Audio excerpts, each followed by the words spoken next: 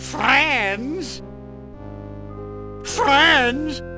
We've only gone out together 3 times, and already you're telling me you just want to be friends? You never gave me a chance, and for that, you'll fry like a pork sausage. It's not that I don't like you, it's just that, well, you're too nice a guy, I guess.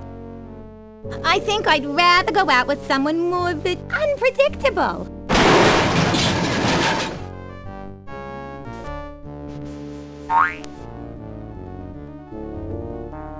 Hello. This doesn't look like the Lincoln Tunnel, Sam. Looks to me like a marginally volatile hostage situation, Max. Ooh, does this mean we get to kick some puffy white mad scientist butt? Can't think of a reason not to. You'll be of no use, freelance police. With the flip of a lever, my ungrateful lunch date will be reduced to a half cup of disoriented atomic matter. I knew he wasn't a real doctor. Shall I confront, subdue, and pummel the suspected perpetrator, Sam? Sick him up, little buddy. Ooh! Ow! Hey, nice one. Yikes! Huh? He's not a real guy, Sam. Can I keep his head for a souvenir? Why do you suppose it's ticking? That's no head, Max. It's one damned ugly time bomb. Let's leave this criminal cesspool pronto. Good idea, Sam. Maybe we can ditch the head somewhere while the credits are running. You mind if I drive? Not if you don't mind me clawing at the dash and shrieking like a cheerleader. Sam, is pronto a real word? Goodbye, Sam and Max. I'll never forget all you've done here today.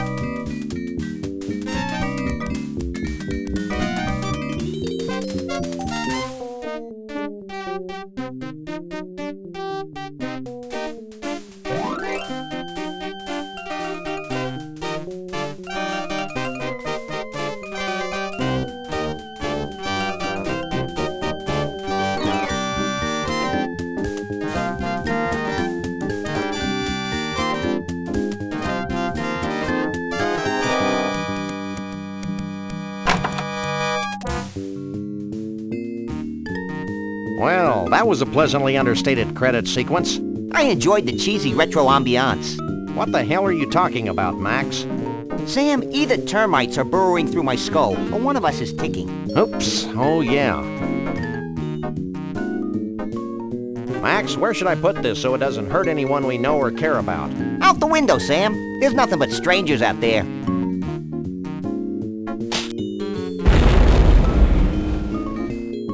I hope there was nobody on that bus. Nobody we know, at least.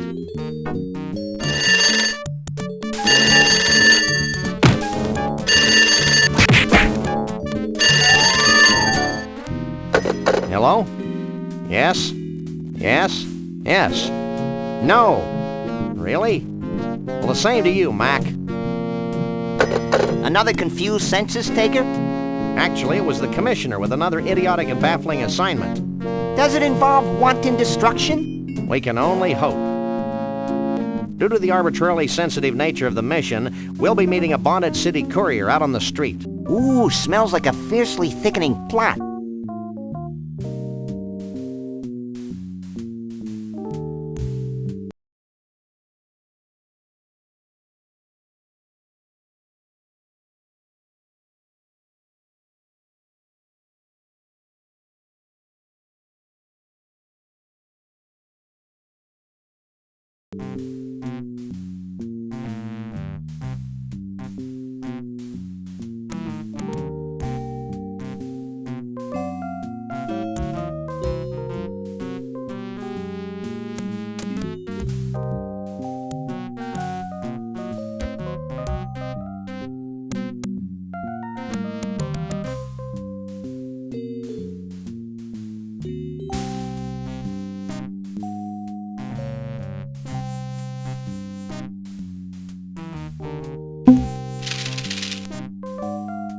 Cash. Never leave home without it.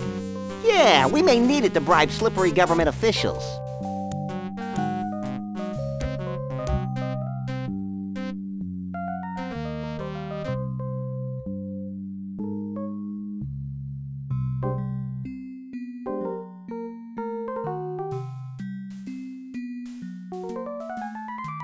It's Max. Our primitive answering machine. It's an 8-track.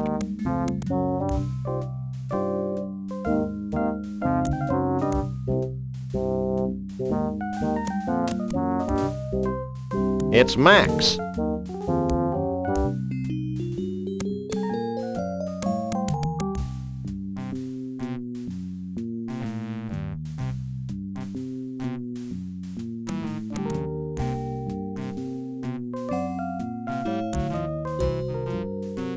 Me!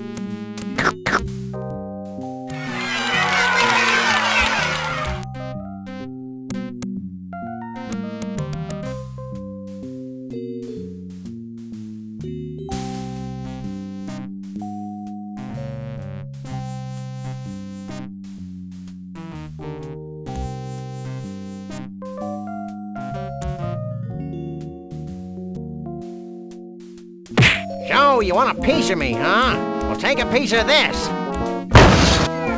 Brutal. But very true to life. And here's one for your old man.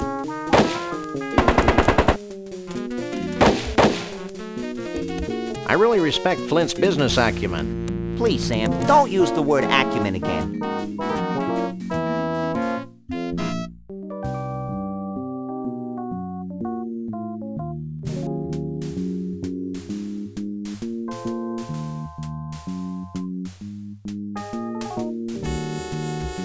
Hey there, little fella. You talking to me?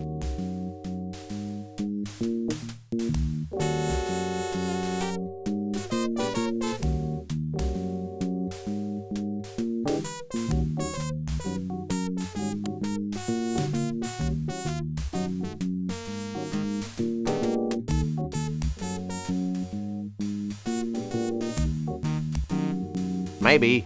Are you a cleverly disguised bonded city courier? Maybe. Are you the freelance police?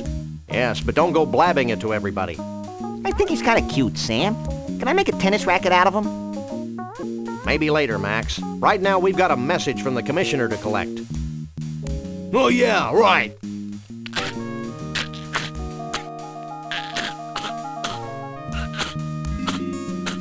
Sorry, guys. I swallowed your orders for safekeeping. But now I can't seem to hawk them back up.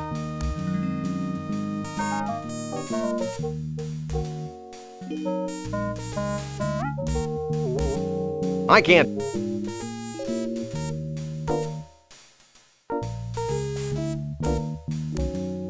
I just love to turn this guy inside out. Ooh, that gives me an idea.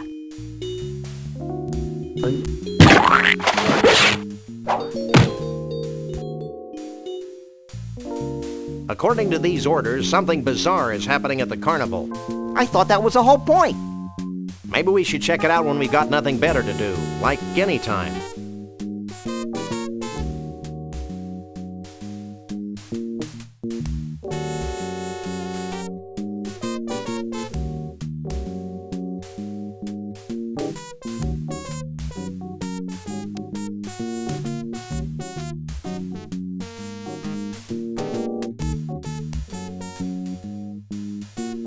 Hey, I don't think Mr. Bosco's voluntarily giving away his money. Oh, I'm real terrified. A dog and a rabbit. Ooh, scary.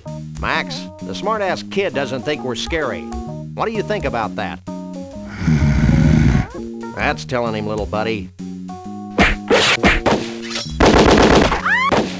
I think that punk learned a valuable lesson, Sam. Me too, Max. I didn't realize that the lower lip could stretch completely over the head. Amazing.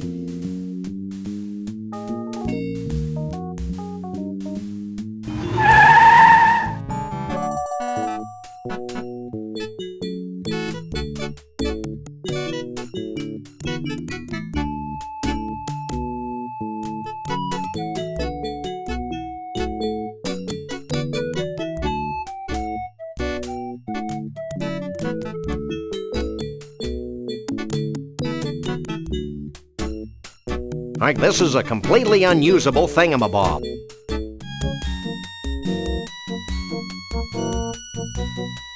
I gotta go to the bathroom.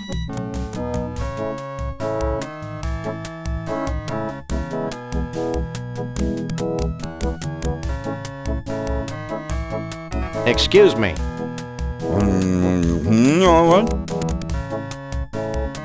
Excuse me. Excuse me. What? Sharing this experience with you has reminded me. I want Twinklies! More Twinklies! Sharing this experience with you has reminded me. I want Twinklies! More Twinklies! I gotta go to the bathroom.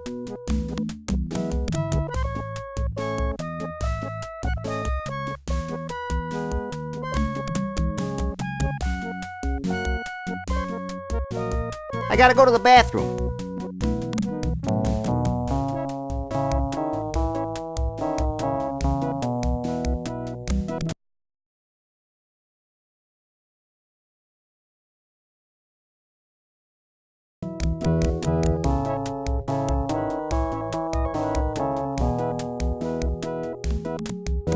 I gotta go to the bathroom. Genuine Native American drums, manufactured by genuine Native Koreans. Jackalopes, a bastard. It's a shelf full of Snucky's crap.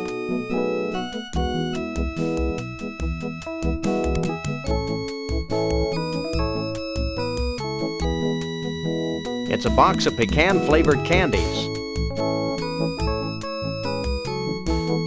I gotta go to the bathroom. I gotta go to the bathroom.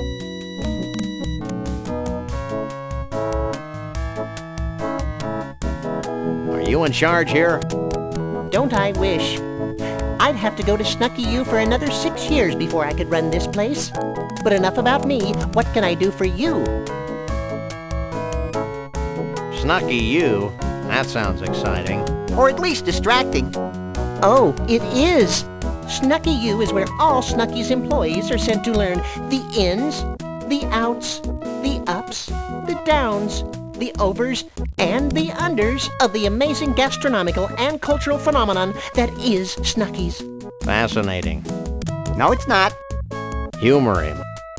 At Snucky U, we're given intensive courses in patty pounding, choosing the right button for soft drinks, and the all-important pickle jar opening.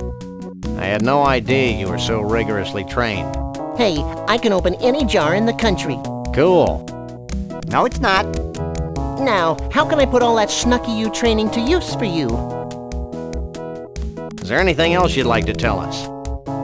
And try to keep Snucky U out of it. Sorry, I can't think of a thing. Maybe if you were more specific? Are you sure Snucky U's not in the Bowl Coalition? Positive. Now, what can I do for you? I'd like to buy this. Do you have any money? Of course I do. Here. Will that be all for you today? That'll be all. Anything else? My little buddy has to use the facilities. Facilities be damned. I need a bathroom. They're in the back. Here's the key. There's an awfully big rasp attached to that keychain. Out of toilet paper? Nah, we just had problems with thugs stealing our restroom keys. They're the cleanest in 9 counties. The keys? The restrooms. You need some help, little buddy? I think I can handle this myself, Sam. Now, anything else I can do for you? Nothing. You have no idea how often I hear that.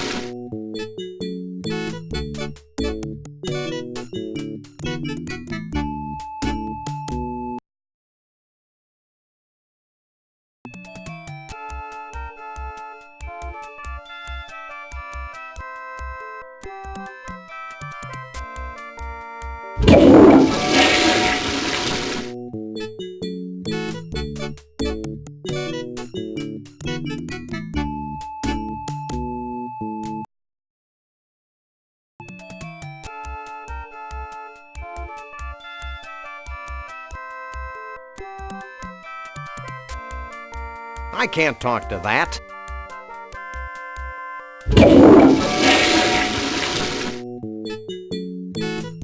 Max! Are you as confused as I am? More so. I think we should keep the rasp. You're probably right. No one deserves to use restrooms that clean. Well, that's all.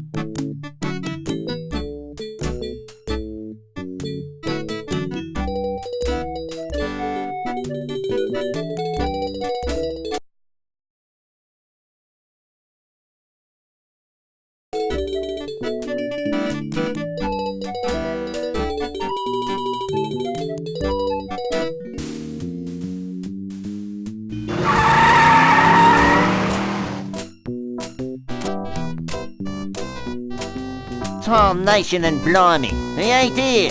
So now what do we do? Now we get in the bus and look for him, you idiot. I knew that.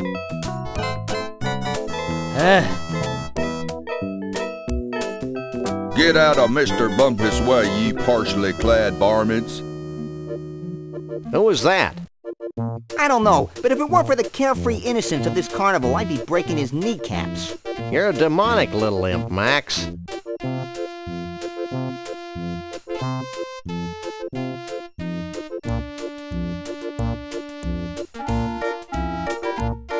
Stop!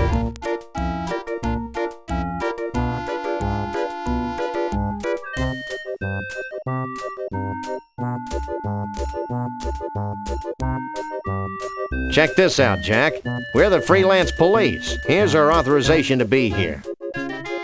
Now let us in before we replace you with a cheap renewable fuel source. Let me run this by the boss.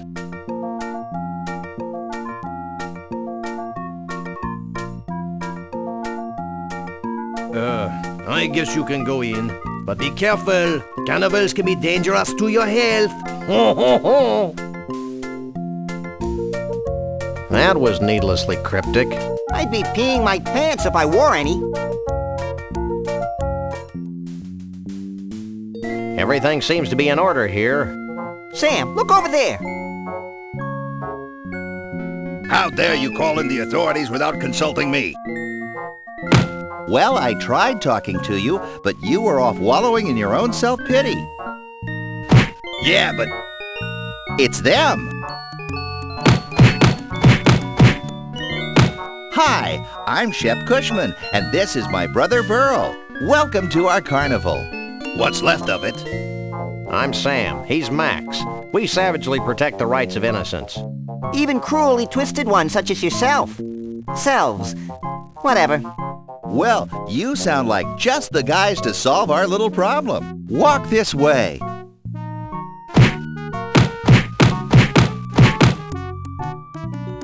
See this melted block of ice? How could we miss it? This used to be our main attraction. Your main attraction was a block of ice? Don't be dense. Our main attraction was a genuine, Authentic, real-life, Bigfoot. on ice. Hey, let me get this straight. You want us to go traipsing all over the country looking for a soggy Bigfoot? I've never been traipsing before. Does it hurt? But Bruno must be returned to us. He's a brutish, ignorant beast with no sense of right or wrong. Hey, who isn't? Besides, he's kidnapped our second main attraction. Is that the block of ice? No, it's Trixie, the giraffe neck girl from Scranton. She disappeared at the same time Bruno did. We can only assume that the monster took her when he made his escape. I guess Max and I could search for your missing freaks, but we'll need free run of the carnival to look for clues. Yeah, and free corn dogs, so we can uke all over ourselves. No problem. Here's an all-day free pass. Leave everything to us, and we'll have those abominations of nature back in your protective care before you can read the Koran. Didn't he fight Godzilla?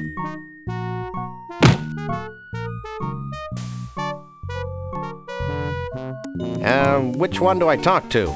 Me! Him. Is there anything else you can tell us about your escaped Bigfoot? Well, He's our Bigfoot. He's escaped. He's a menace to society. What more could you possibly need to know?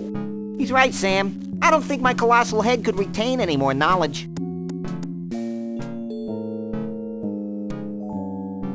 What can you tell us about Trixie?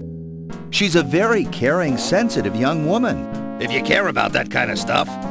She used to sing folk songs to the other freaks in her trailer. You ever heard of Scrantonese folk song? No. You don't want to.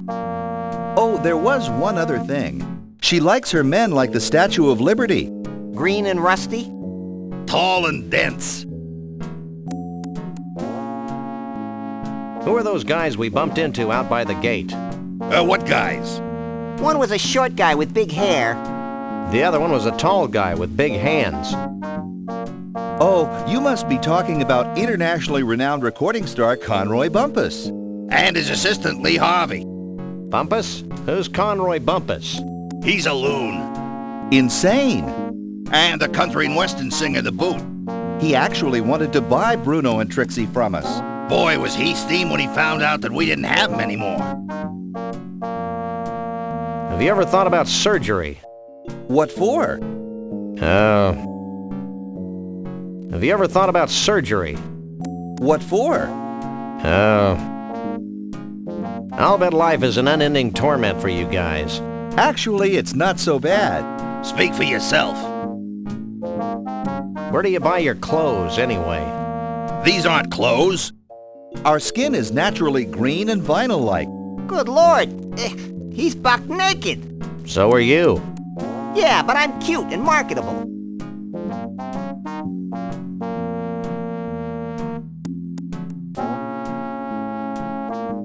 Well, it's back to the Bigfoot hunt.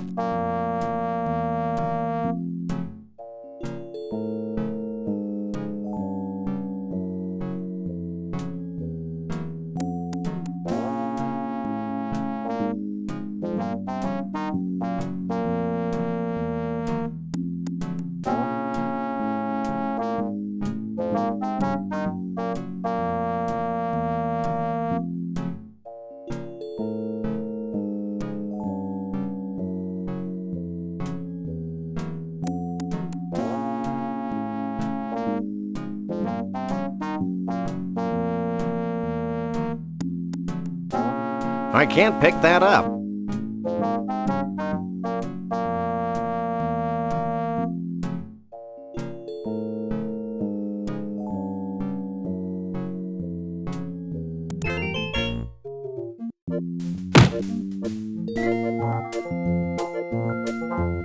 Hi?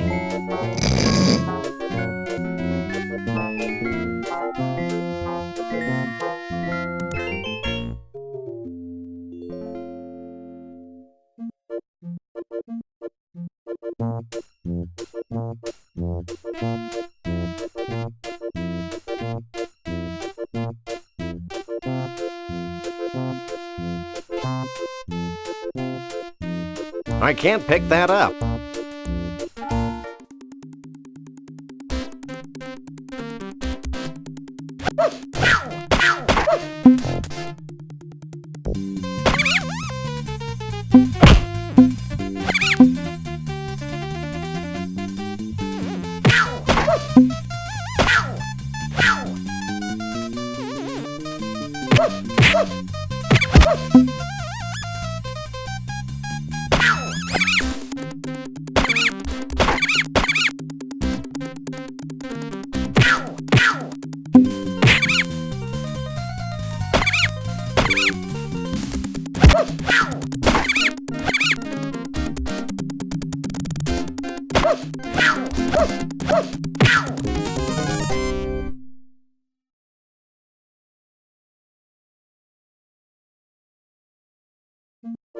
I won something.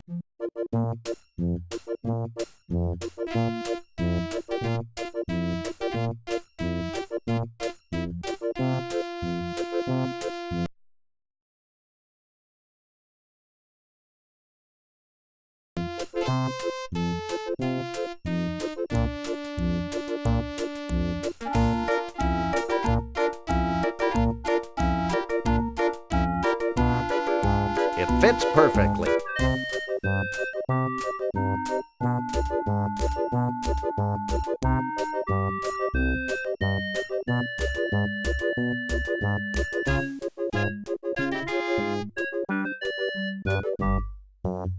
Excuse us, but we need some help, and although you seem dangerously unequipped brain-wise, we've come to you for advice.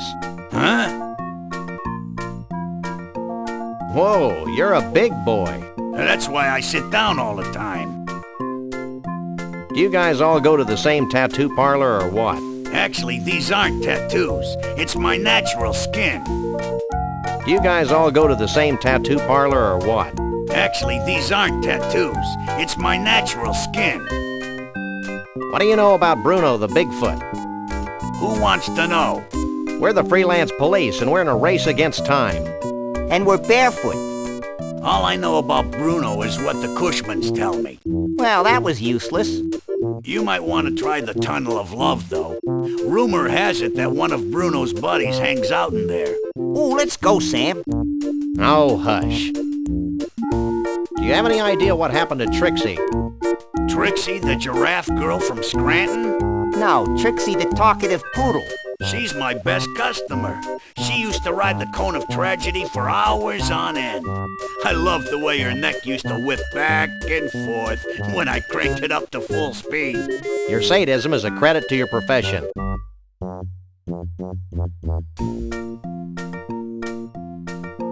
Me and my partner want to ride the cone of tragedy. That's right, we've lost our will to live. I'm not supposed to, but what the heck? You two look like a couple of caring, non-litigious mammals. Strap yourselves in, and I'll turn on the cone.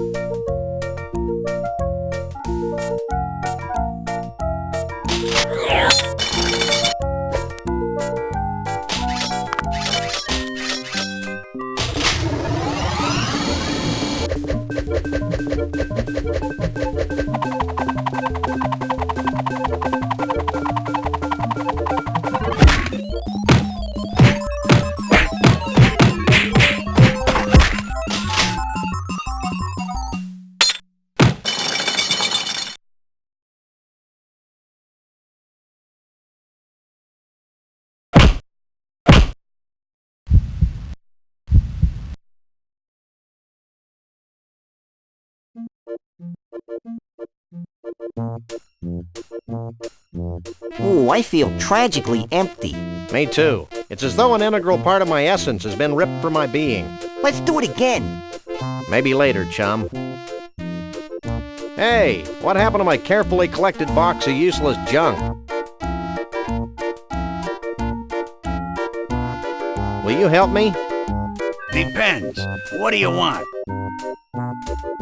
Where'd all my cool junk go? It must have fallen out of your coat while you were on the ride. Here's a claim ticket. Take it to the Lost and Found.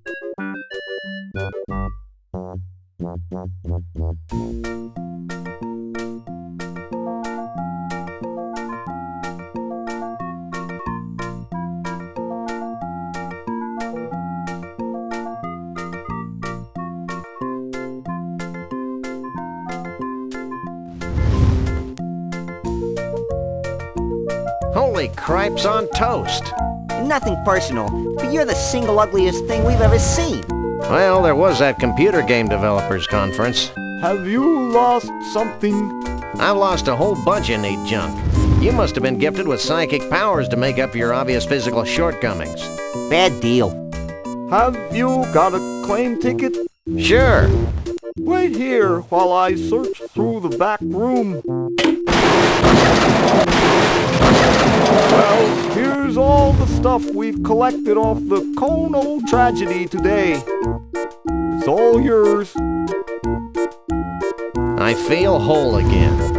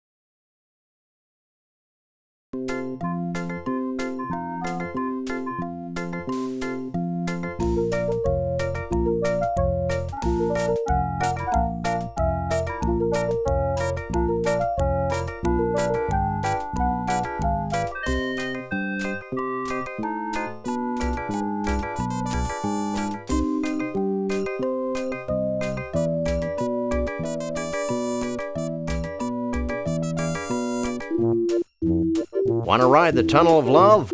Yippee!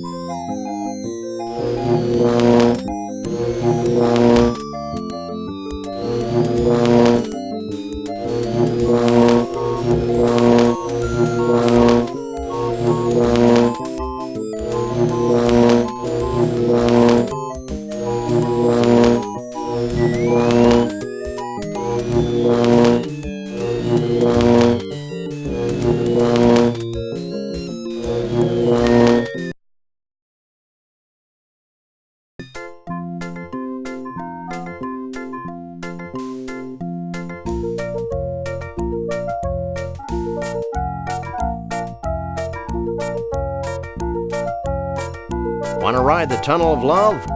Yippee!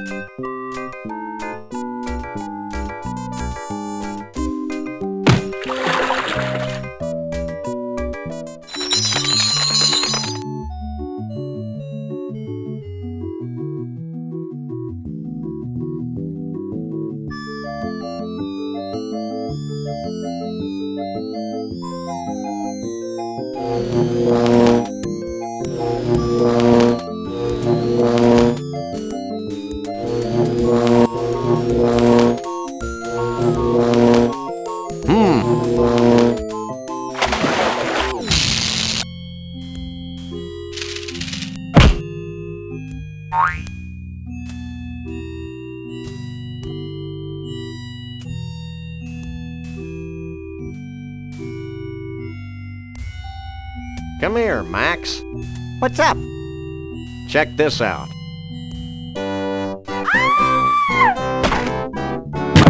I'll never shave again. You never did.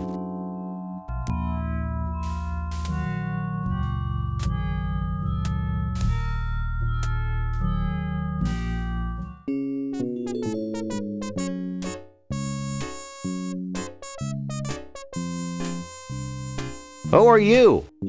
I'm Doug, the Mole Man. Who are you? I'm Sam. He's Max. We fight crime. And we like long walks along the beach. What do you want from me? What the heck are you, anyway? I'm a Mole Man. Figure it out. I think he's a mole man, Sam. You know, watching too much TV is super bad for the eyes. Why do all you squishy, poorly focused blobs say that? Never mind. What you eating? Little boy blue blobs. They've got enough sugar to keep me going for hours. What you eating? Little boy blue blobs. They've got enough sugar to keep me going for hours. Do you know anything about Bruno the Sasquatch? Bruno the Sasquatch? Why, the stories I could tell you. Stop him, Sam. He's gonna tell us a story. I first met Bruno 25 years ago in Saigon. And then there was the time we all had our taxes done by a platypus, and... Shut up! For God's sake, just shut up! Look, we just want to know where Bruno is now. Gee, I have no idea where he went.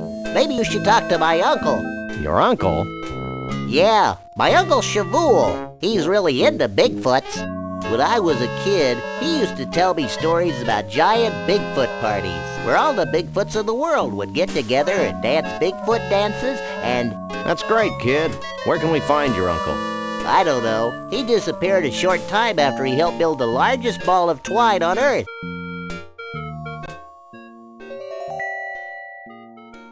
I think I may weep openly. Look, you two seem trustworthy. Oh, we are? Yes, you can trust us as far as we can throw you. So if you bring me some pecan-flavored candy, I'll give you my key to Trixie's trailer. I'll also tell you a big secret about how Bruno escaped. Why not tell us now? Because I'm hungry. Here, I thought you might like some candy. Thanks. Pecan's my favorite. Hey, you're all right. Take this key as a token of my appreciation.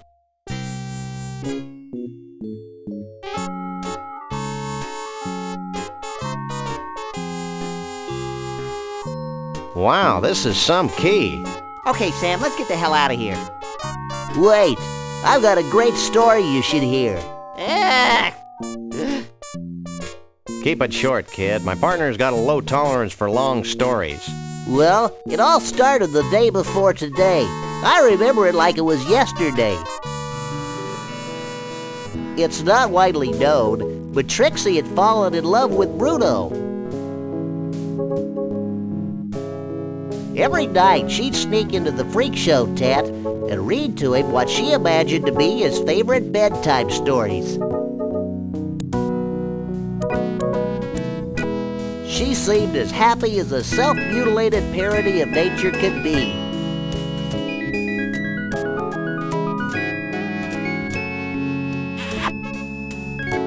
But she could never truly be happy until her beloved Bruno was free. Finally, she decided to do something about Bruno's predicament. She begged Flambe, the fire breather, to free the Bigfoot from his icy cage. Flambe took pity on poor Trixie and liberated Bruno, and the happy couple haven't been seen since. Hell of a story, ain't it?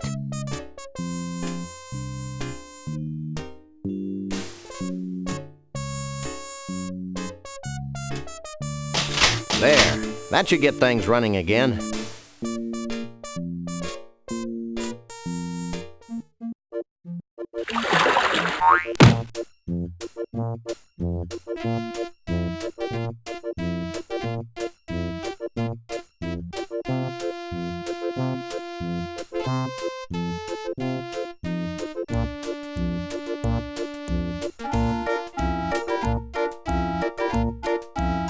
Hey, Max, come here. What? Watch this. Well, this is undignified. Oh, boy.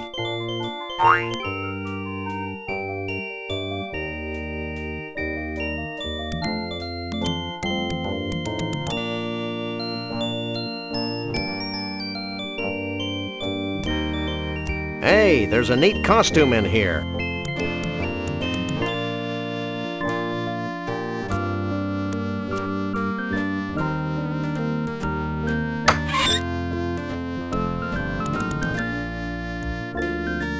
It's a scorecard from the Gator Golf Emporium in Roomy Eyes, Florida.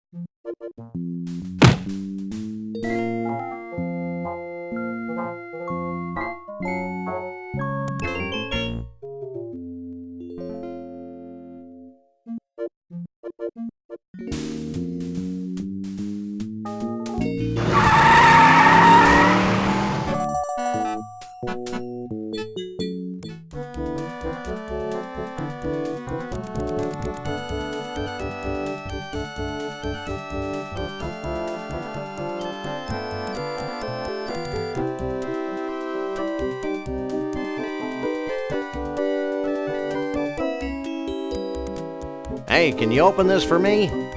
Sure, ain't a jar made I can't open.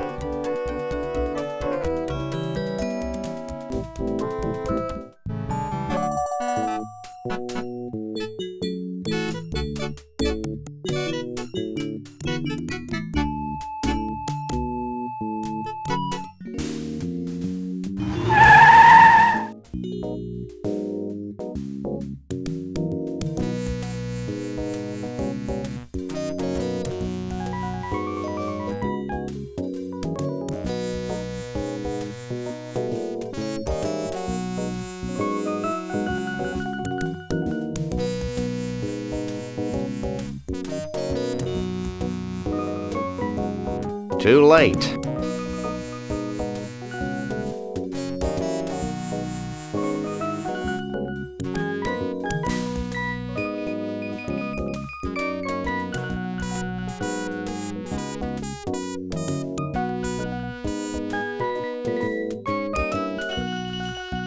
Shake a leg, Max.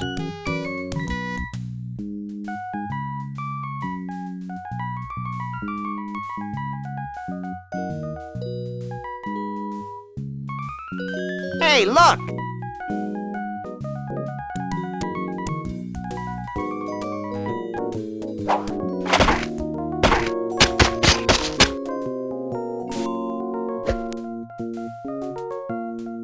That's one long loose end. Too bad we can't reach it from this side of the deck. You always need a large piece of string in games like this.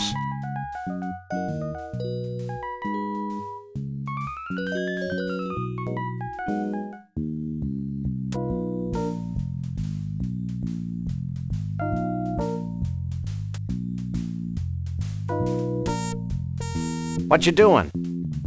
Using my telekinetic powers to bend my tools. Why? To help me fix the rotating mechanism on this diner. Well, that makes sense. How do you bend these tools anyway? You think I'm going to spill my secrets to you two mamalukes?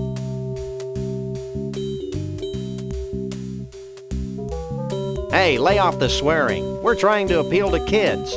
Get bent.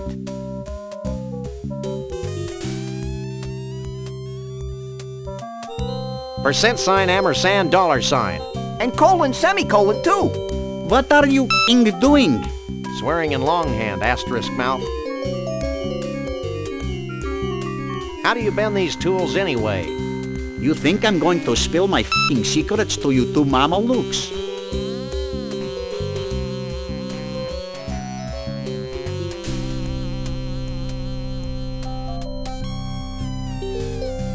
Should I even bother asking you about Conroy Bumpus? No.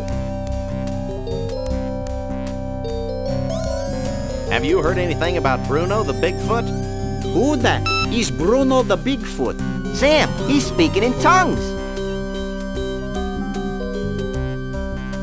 What are these malformed tools good for? Lots of things. Like scratching those hard-to-reach places. Every place is hard for me to reach. Would you like a free sample? Sure. Let me make one for you.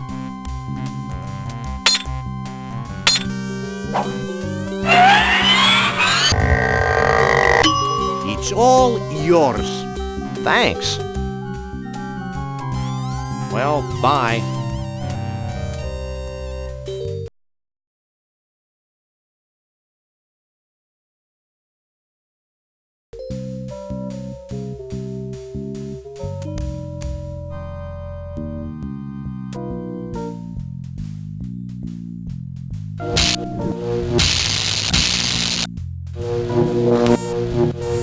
Now I can control the speed and direction of the diner via these mounted binoculars.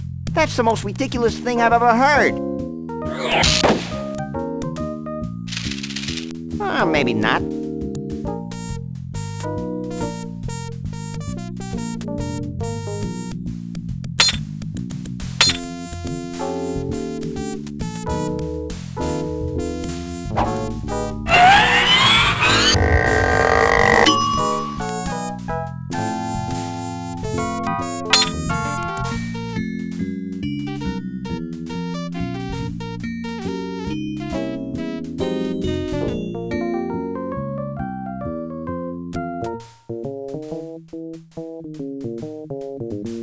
I can't pick that up.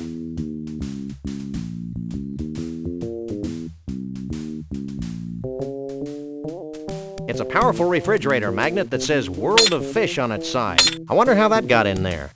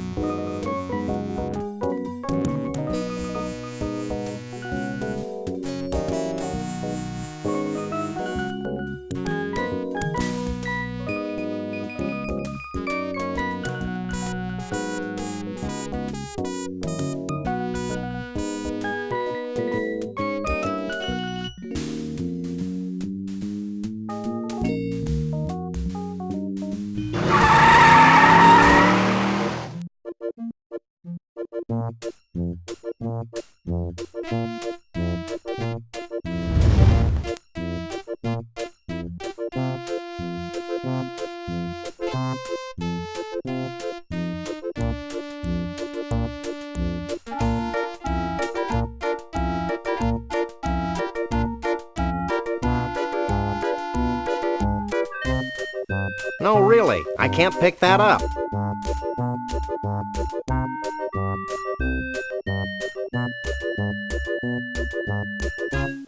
It's one of those jumbo-size all-you-can-drink Snuckies cups.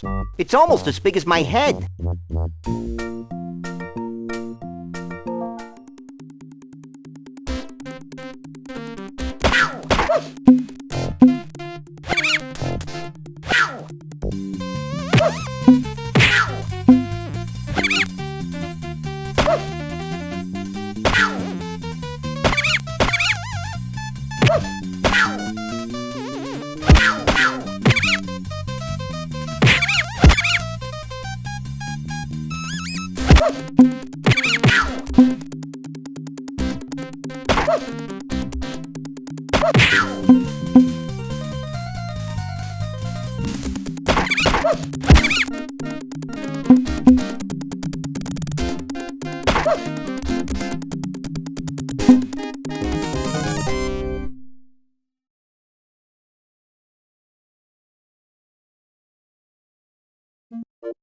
The game must be out of prizes.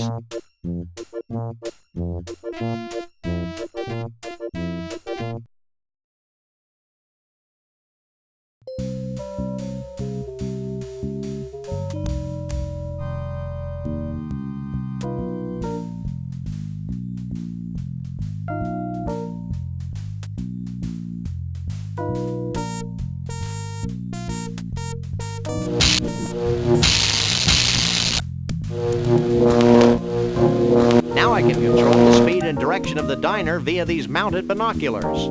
That's the most ridiculous thing I've ever heard. Maybe not.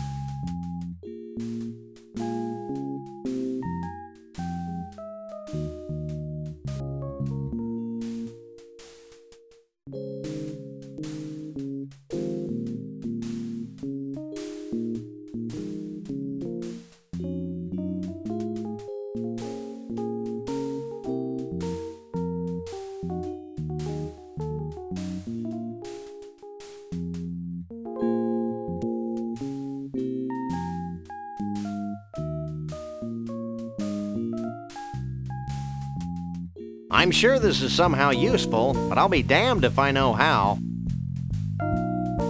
It's a conveniently located pair of mounted binoculars.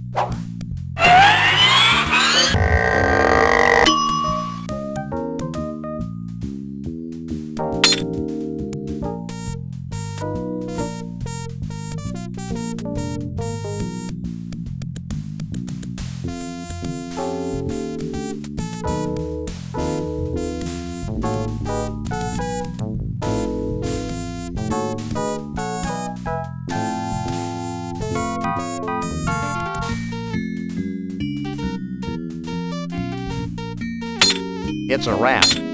Hey, this means we can ride free all day. Does it say anything about corn dogs, Sam? Sorry, little buddy. It's a mange-ridden tuft of Bruno's Sasquatch hair. I think it would make a swell toupee for balding computer programmers. Don't be stupid, Max.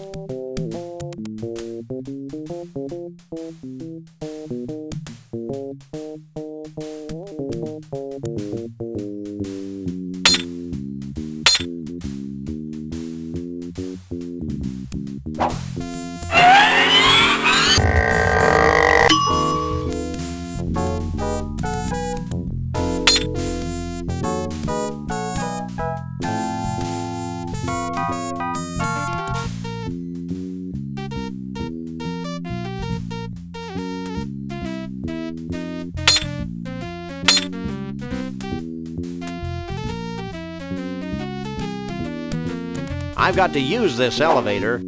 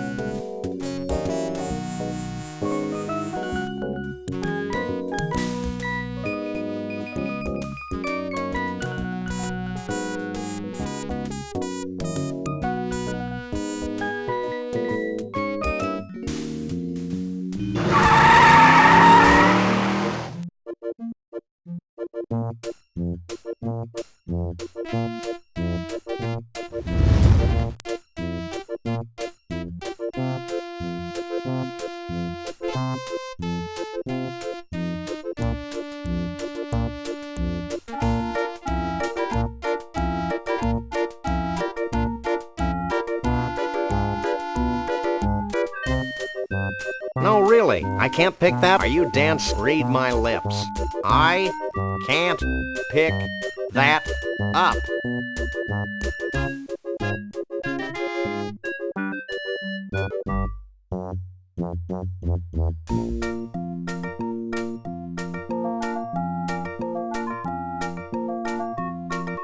I give up.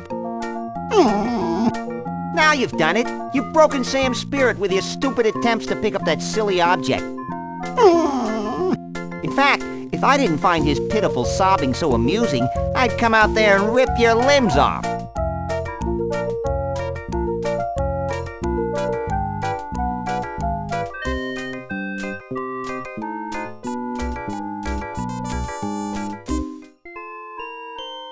Oh boy!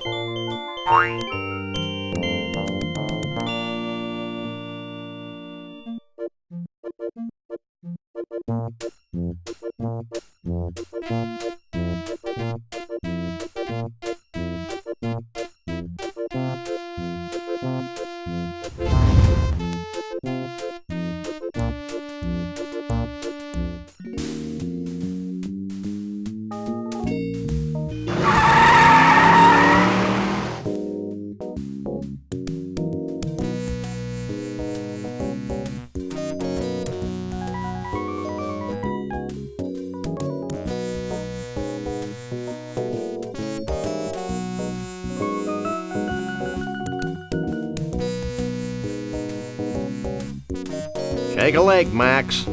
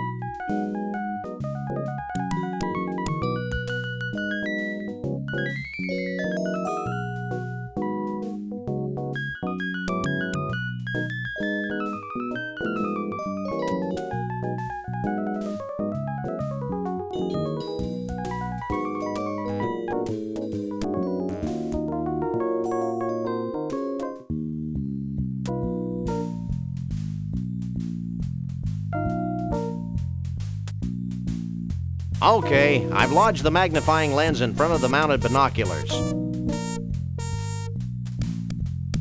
It's a conveniently located pair of mounted binoculars.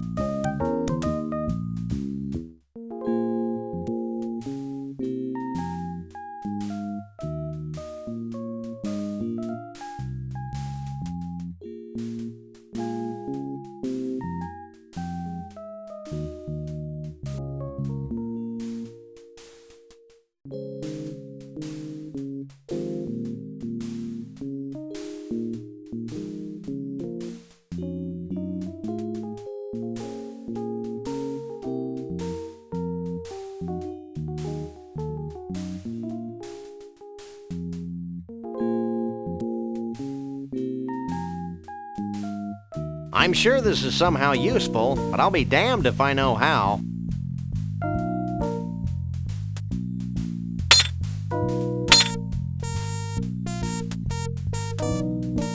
I've got to use this elevator.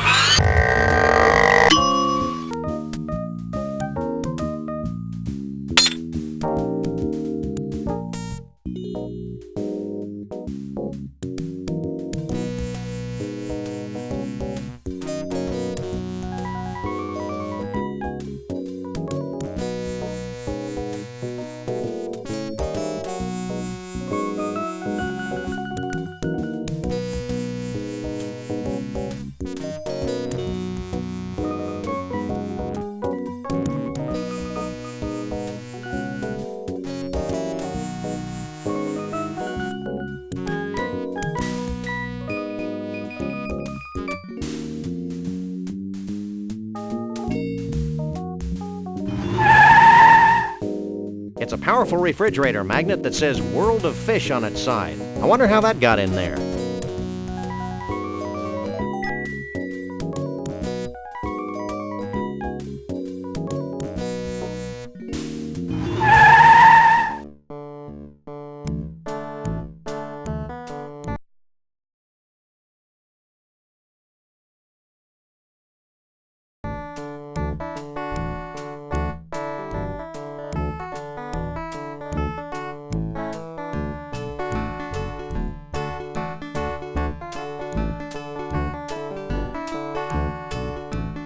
I hear a distant rumbling.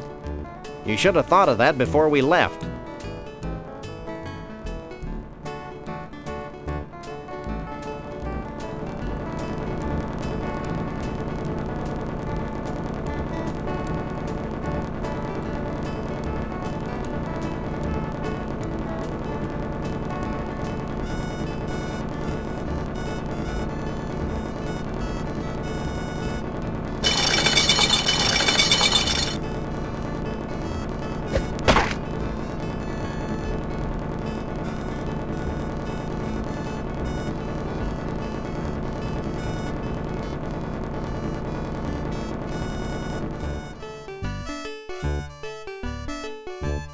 Weird.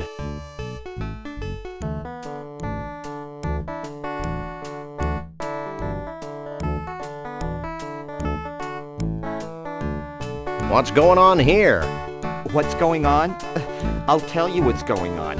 I'm risking pneumonia standing in this creek. That's what's going on. So, how are they biting? They're biting pretty well. In the last hour, they've bitten an arm, 2 fingers, and my nose. If they bite any better, I'll need reconstructive surgery.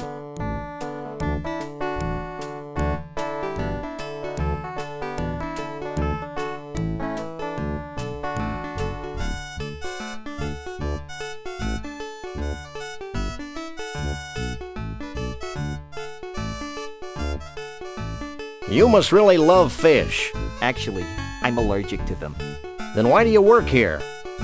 Because I'm more allergic to poverty. I love all your movies, especially the early funny ones. What are you talking about? Sorry, I must have confused you with someone else. What do you know about Bigfoots? My great-aunt Lois married a Bigfoot. He used to shed all over Grandma Phyllis's upholstery.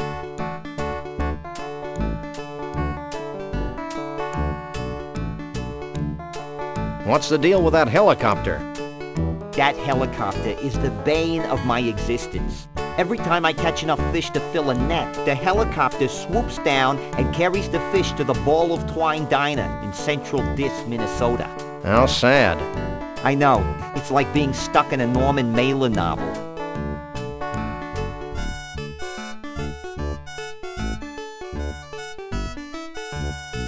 Have you seen Conroy Bumpus? No, I try not to listen to country music. When I do, I usually have an uncontrollable desire to drink a lot of beer and do illegal things to farm animals. You too?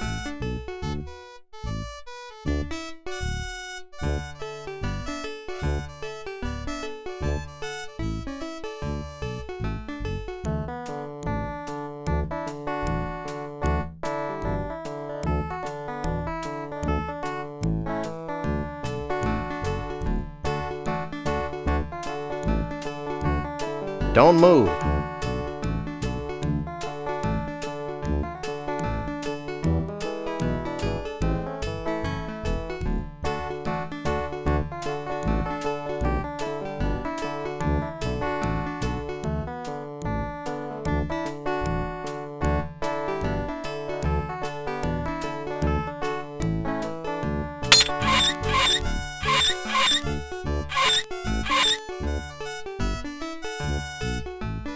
That did the trick.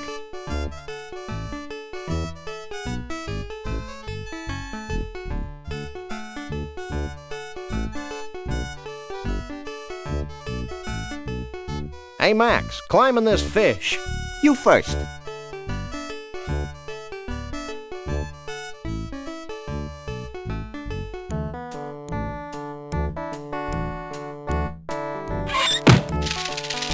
It's kind of wobbly in here. Hey, Max, come here.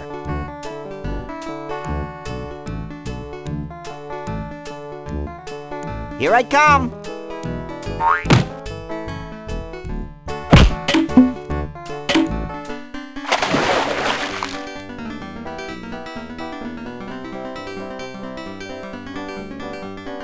One must admire the skill with which the wily uber trout stalks its prey. This is one of the 10 most liberating experiences of my life, Sam. Holy mackerel. I'm a trout, stupid. Holy trout. I'd always thought you were made of plaster.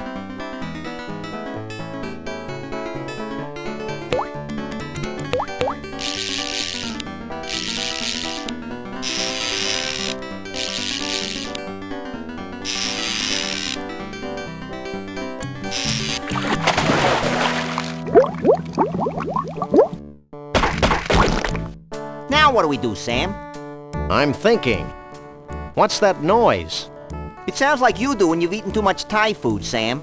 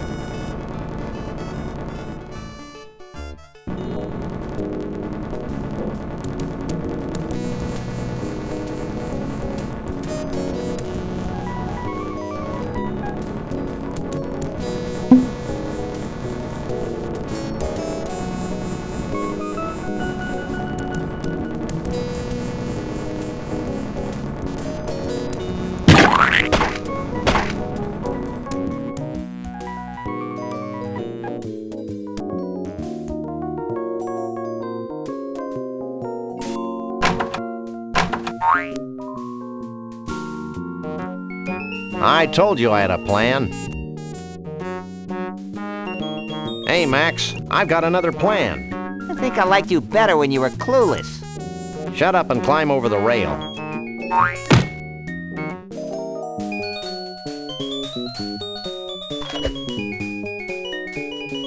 See? That wasn't so bad. What are you two doing out here? Any more bright ideas? Let's start crying like babies.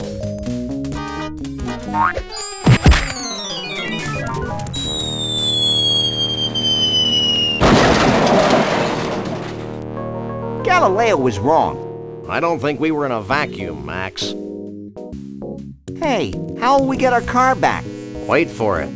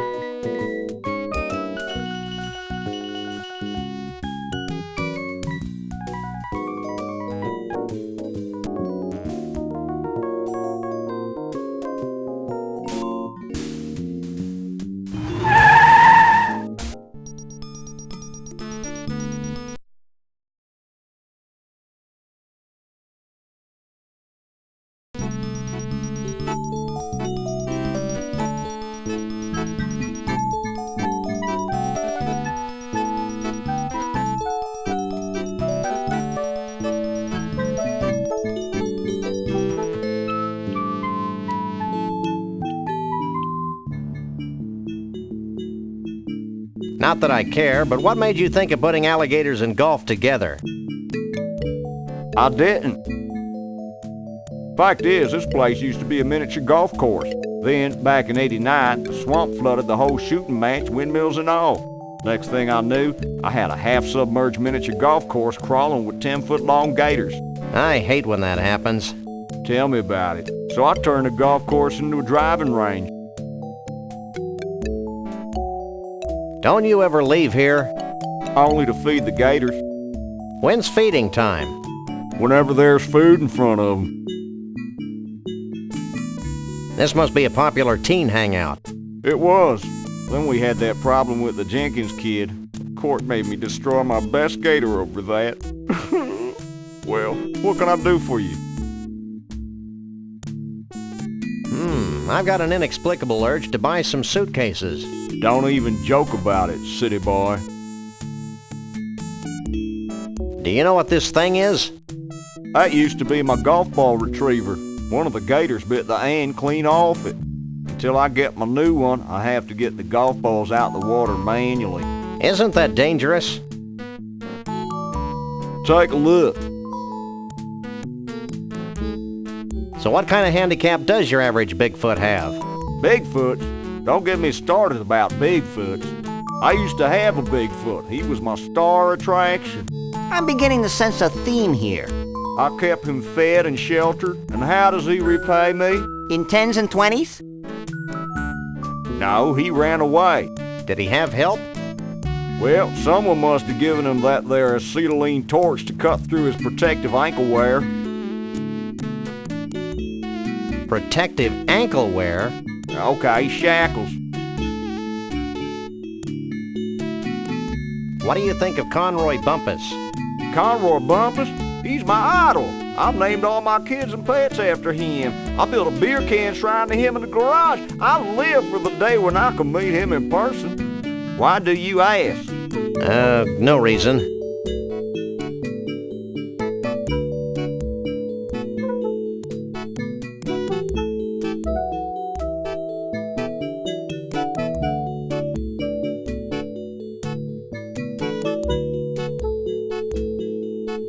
Don't go anywhere.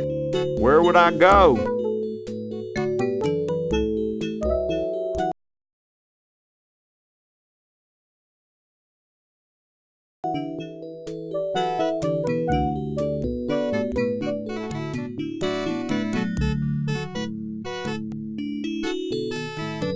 Max, let's go. And the proprietor has no idea what happened to his Bigfoot? That's what he said, Mr. Bumpus. You know, Lee Harvey, I'm beginning to think that vast unseen forces are aligned against my quest for a Bigfoot. Ditto. ditto? Hey, look it! It's those two, what was that word, Sam? Misanthropes? Yeah, misanthropes. What are you, anyway, the president of the Hair Club for Short People? This is Mr. Conroy Bumpus, famed country and western star. I'd suggest you show him some respect. Yeah, well, he looks like a lounge lizard to me. And I'll bet his scalp itches from that bad rug. Maybe you should watch yourself, little furball. Yeah, well, I've got more hair on my fuzzy little butt than you do on that hollow country head of yours. Okay, I've had enough. Nobody makes fun of my hair.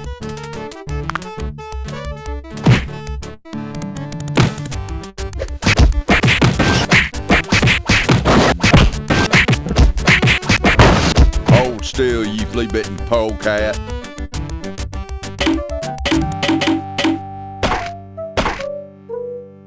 Here you go, boss.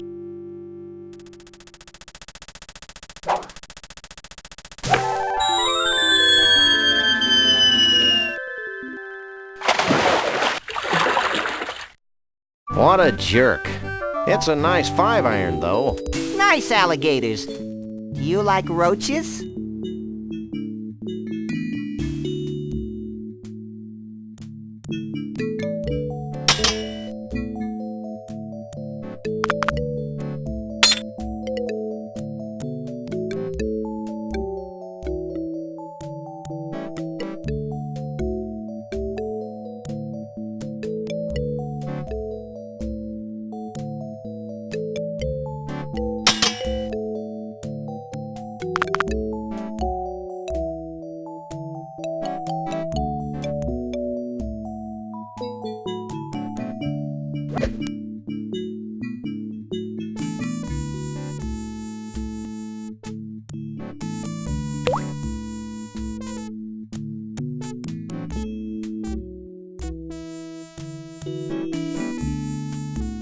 Get me the hell out of here!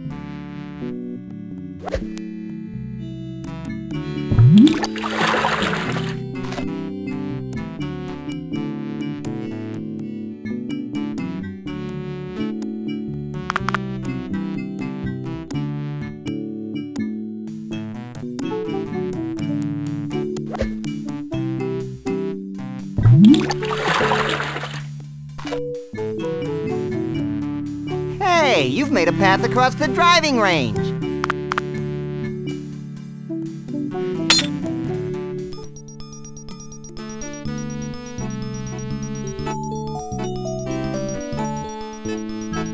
Geez, that certainly took long enough. Shut up, Max. I hate that game. Is that because you're a lousy golfer? You're an irritable bunny today, aren't you? Yeah, well, why don't you try sitting in this smelly booth while I beat the hell out of helpless fish? Maybe I should just leave you there. Did I mention what a lousy golfer you were?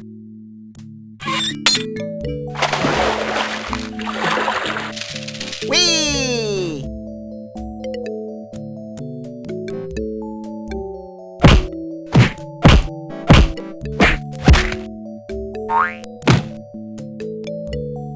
Hey, Sam! Hey, what? I found another sample of Sasquatch fur and mange in the booth, while I spent my young life waiting, just sitting there, in that horrible booth, waiting.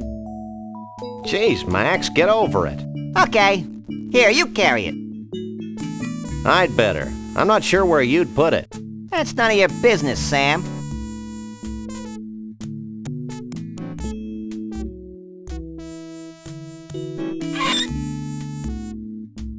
This is a completely unusable thing. It's a snow globe from the Mystery Vortex in scenic Goldwump, Washington.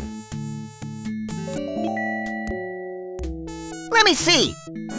Take a look. Too bad it's empty or we could shake it. Like this? Yeah. What's that writing on the bottom of the globe? To Elmo the Bigfoot. Keep on truckin'. Shavul the Mole Man. Hey, maybe Shavul's at the Mystery Vortex. Let's go there before I'm distracted by something.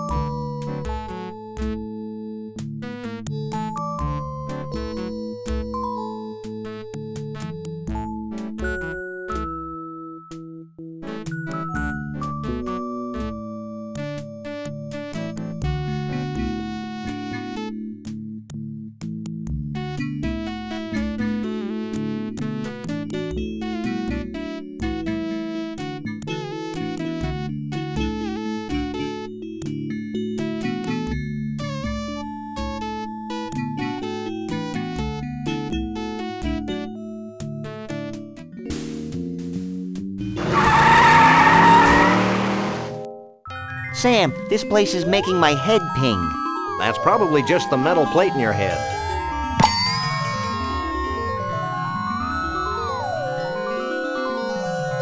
I can't pick that up.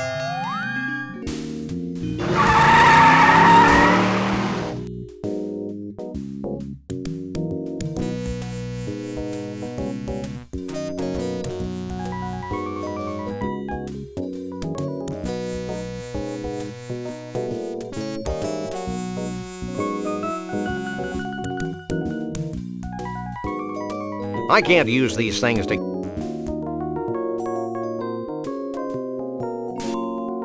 I can't use these things together.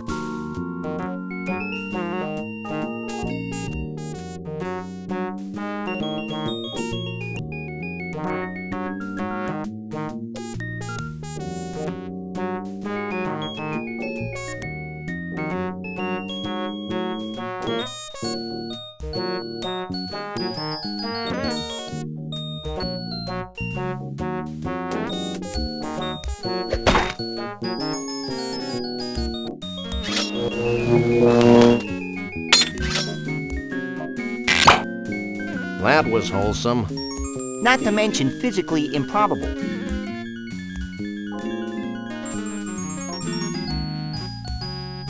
Do you work here? Yep, have been for 40 years. So how can I help you? How'd you get this job anyway? I clawed my way to the top, trampling those foolish enough to get in my way. Stop staring at me. I can't help it. It's places like this that make me wish I were Canadian. Well, they've got one of these too, but half of it's French. You haven't seen an 8-foot-tall woodland creature answering to the name of Bruno around here, have you? Are you talking about Bruno the Bigfoot? Yeah. He and a bunch of other Bigfoots helped build the ball of twine back in '56. Why, the stories I could tell. No! I've heard enough stories today. Have you seen Bruno recently? I haven't seen Bruno in 30 or so years. Is he in trouble? That depends on your definition. I like to use the one that involves spiny echidnae. Well, is there anything else I can help you with?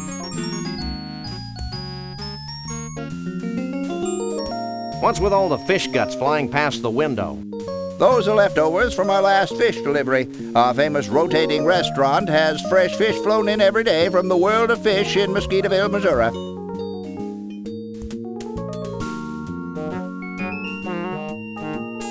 This ball isn't really made from a continuous piece of twine, is it? Yep, it's the longest piece of twine in the world by 92 yards. Good thing we only took 91 yards. What's that? He said wood things come in jars. Oh, Has Conroy Bumpus passed through here? who's that? He's a country western star gone berserk with power. I wouldn't know him if I saw him. I don't get out much. That'll be all for now.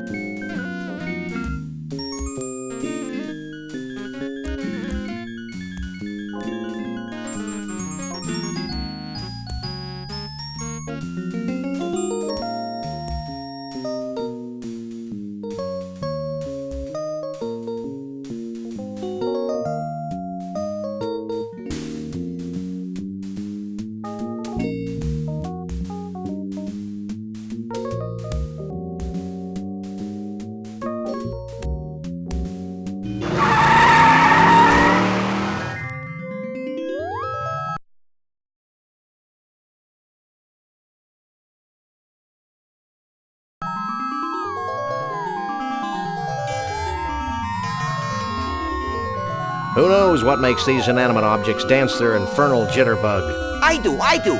I think they're controlled by a series of really big magnets under the Earth's crust.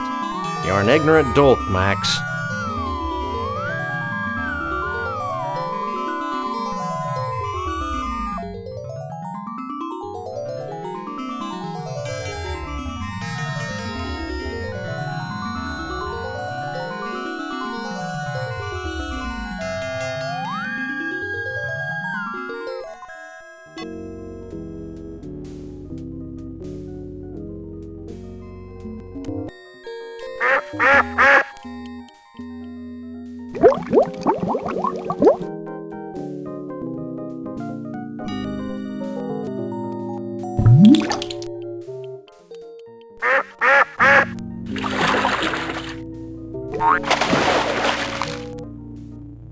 I told you this place was controlled by giant magnets buried under the Earth's crust.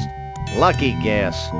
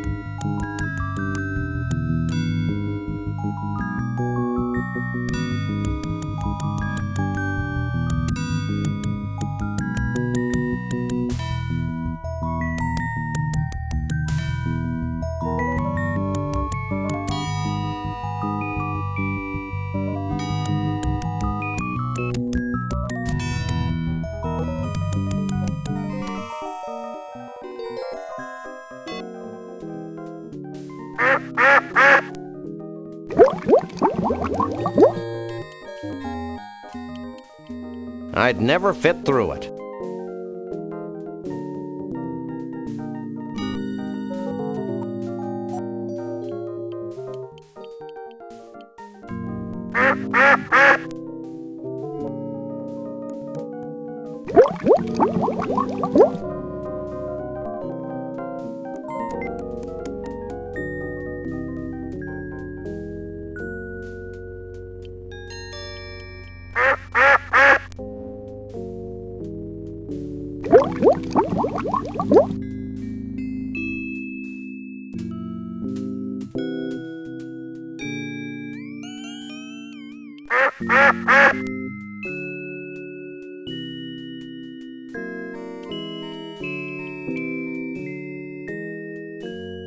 I can't pick that up.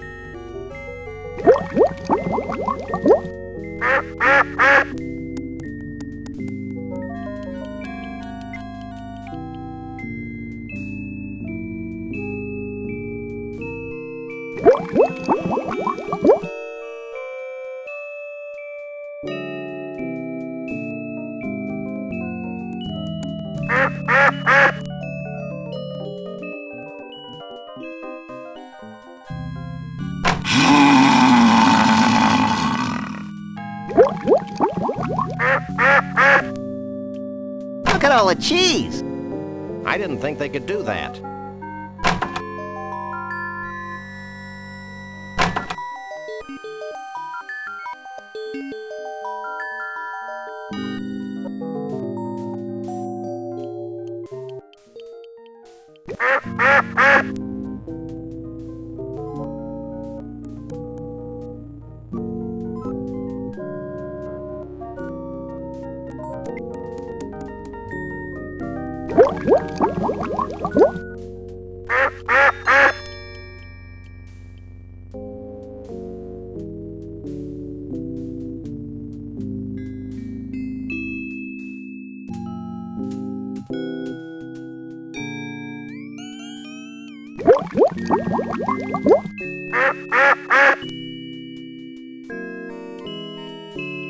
Yipes. Gravity's taken a holiday and lost its luggage. That's not what I'm about to lose. I think I'm gonna throw up. Throw down. Whatever.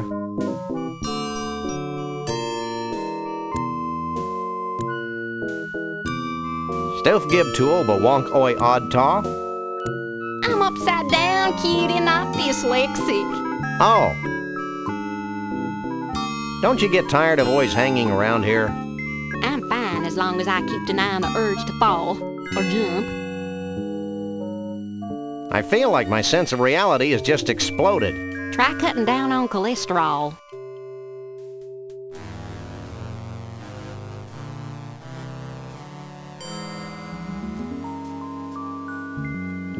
I feel like my sense of reality has just exploded. Try cutting down on cholesterol. Are you feeling as mentally unstable as I am? More so. It'll wear off in a few hours. I'm looking for a Bigfoot. You too? I used to have a Bigfoot in that block of ice over there. Yesterday I stepped out to have my spine recompressed, and when I got back, he was gone. Spine recompression. Cool. Do you know who Conroy Bumpus is? Yes, and he was here looking for a Bigfoot. Then he got sick and had to leave. This place seems to have that effect on people.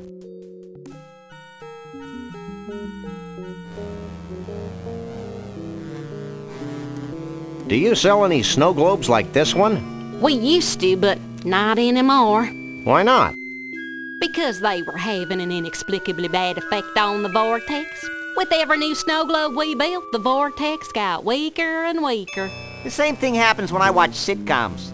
So we decided to discontinue the snow globes for financial reasons. I guess this means you don't have any snow globe stoppers. You got it.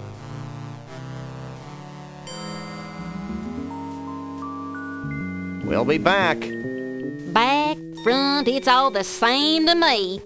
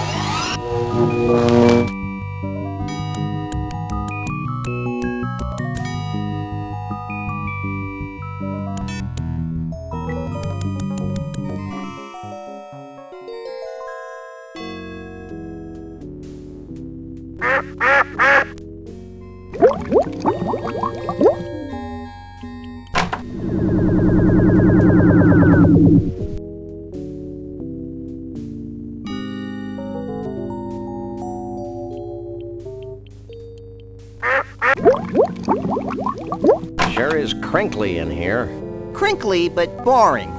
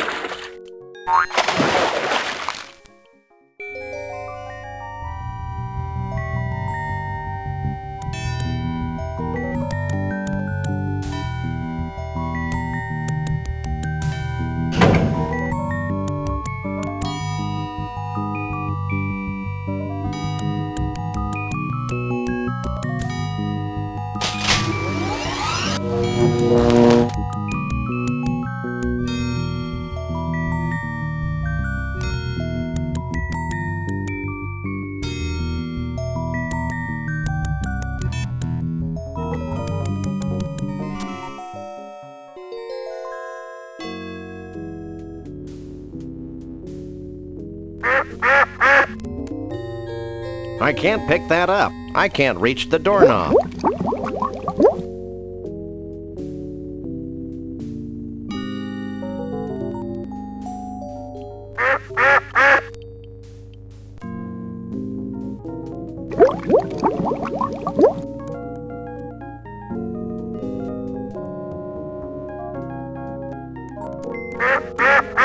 I'd never fit through it.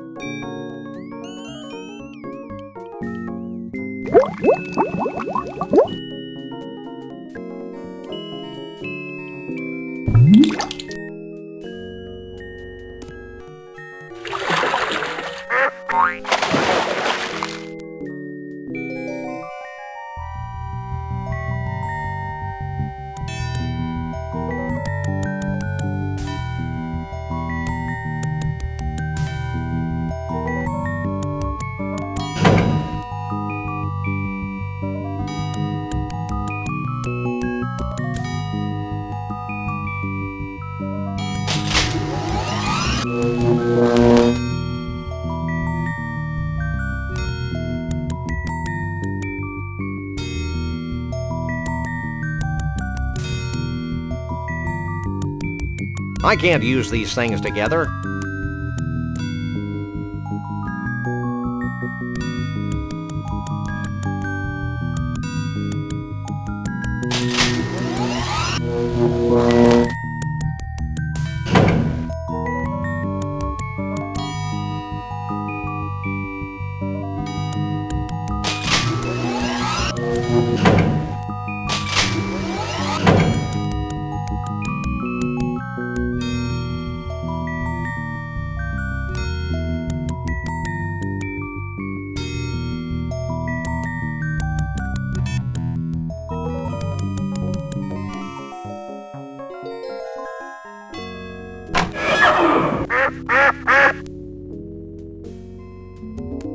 Stop turning your head inside out, Max.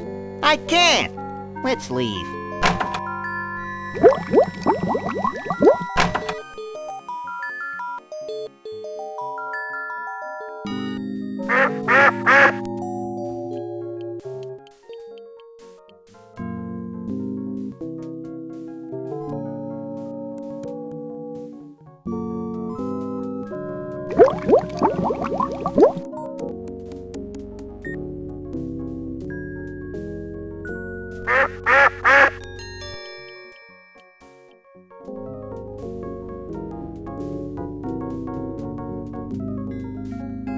I'd never fit through it.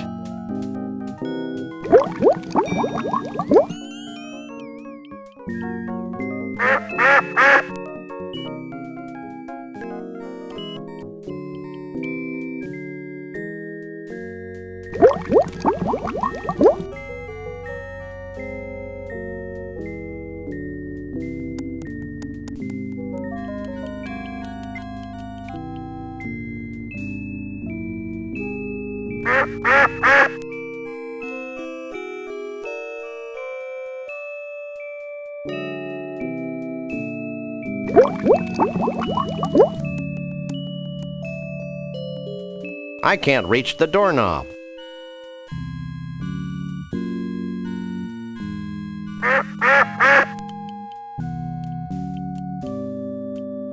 I can't reach the doorknob.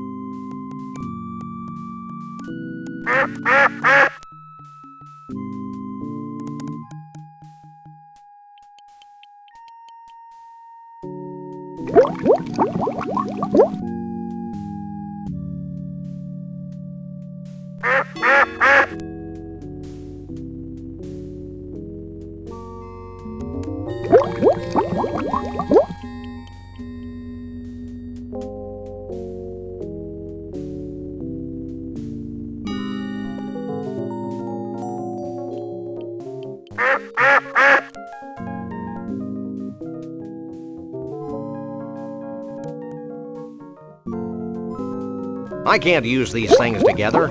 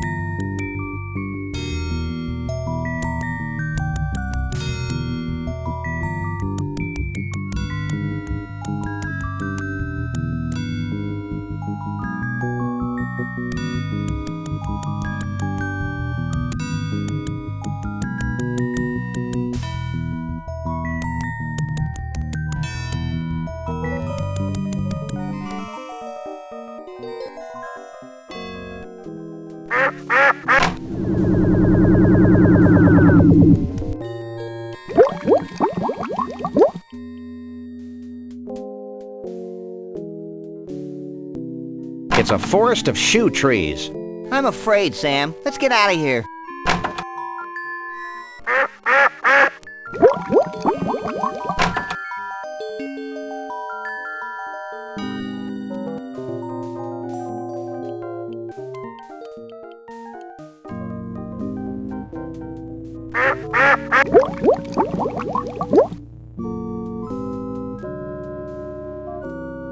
I can't reach the doorknob.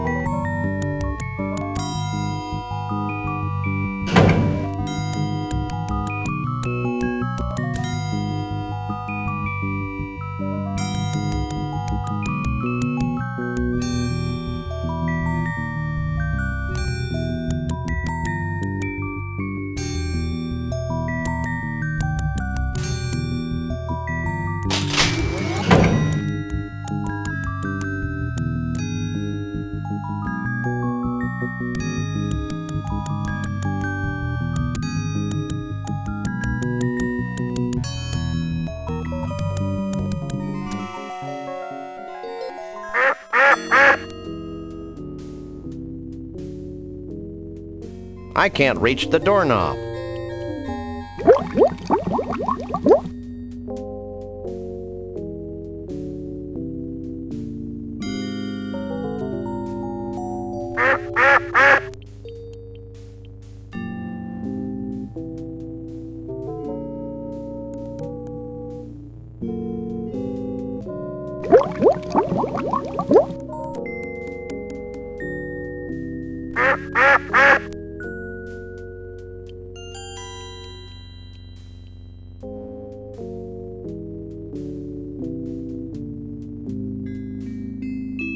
I can't reach the door. I can't reach the doorknob.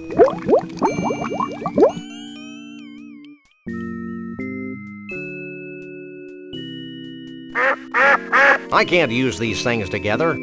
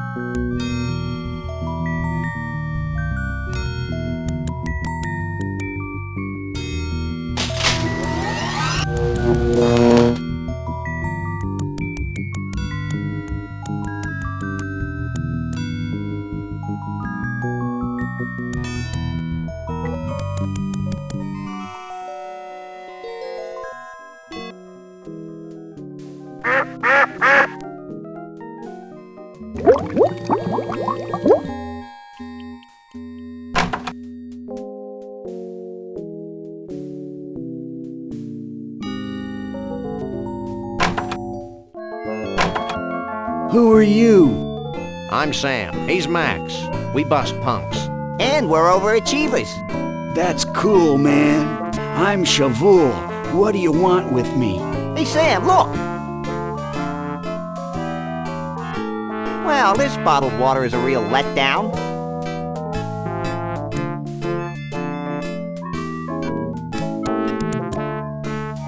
We need your help. Help is my middle name. Or maybe it's Star Child.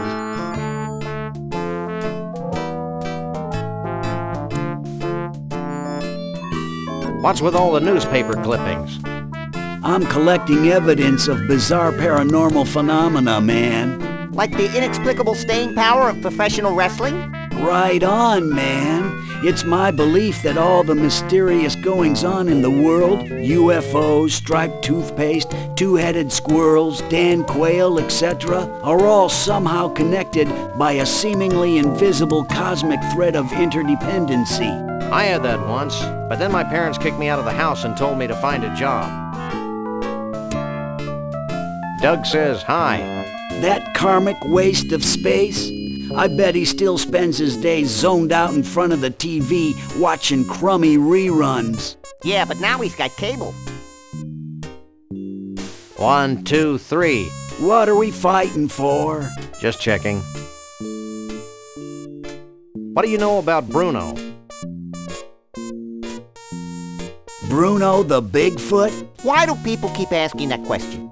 Bruno and I go way back. I've always felt a special kinship with Bigfoots. I feel the same way about pointy sticks. Shh! I haven't thought about Bruno for years. Allow me a moment to karmically link myself to him. If you must. Hold on, I'm getting something. I see Frog Rock, between the enchanted Argyle Forest and the inexplicable Valley of Lights. Wait, man, Bruno's in trouble. It's like several voices screaming out in terror, and then suddenly silenced. Sorry, guys, but I can't get a clear psychic image of Bruno. The sad truth is that I haven't been able to concentrate very well since I lost my mood ring in the biggest ball of twine in the world. If you find it for me, maybe I can help you. Is this your ring? Cool, man. Have you found Frog Rock yet? No, but I don't see how finding it's going to get me any closer to finding Bruno. Finding Frog Rock's only the beginning, man. Once you're at Frog Rock, you'll need some samples. Samples? Yeah, man. Bigfoot samples. You know, fur and stuff. 3 of them. Smear 'em all over Frog Rock. Put the fur on the rock. Got it. Let's go, Max. Wait! You'll also need some Mystic Mole Man powder. You must be joking. No joke, man. Here, I'll get you some.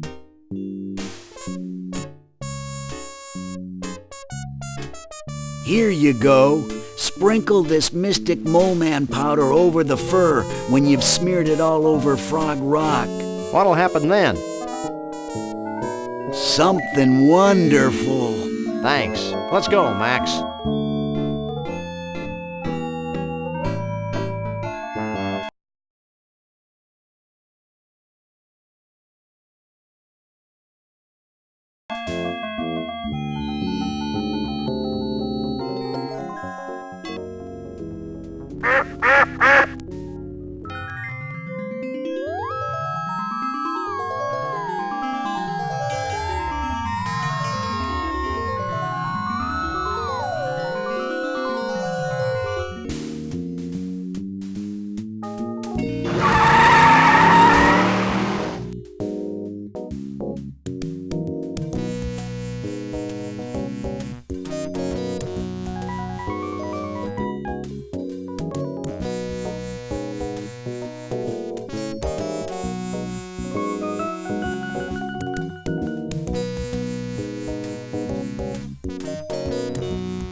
Take a leg, Max.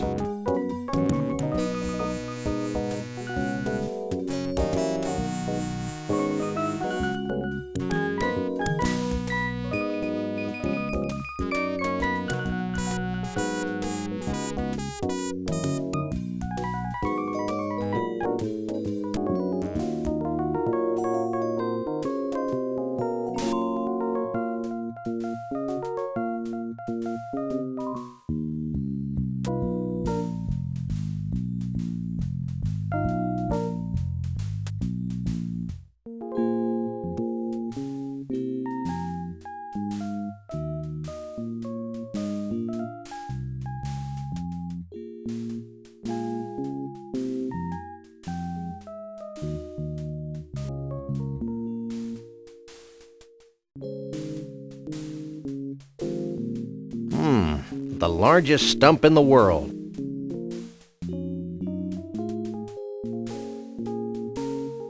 It's a rock. It's a rock.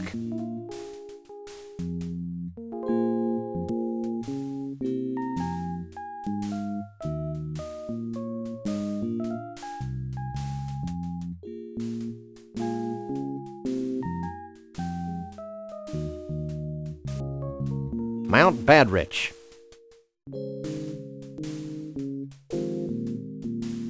It's a rock.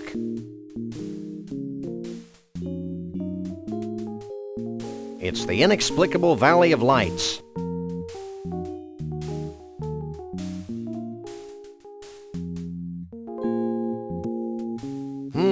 It's a rock, and it's between the two things Chavoul said it was between. It must be Frog Rock.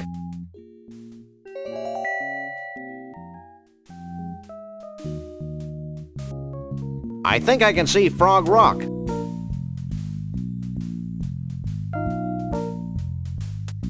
I've got to use this elevator.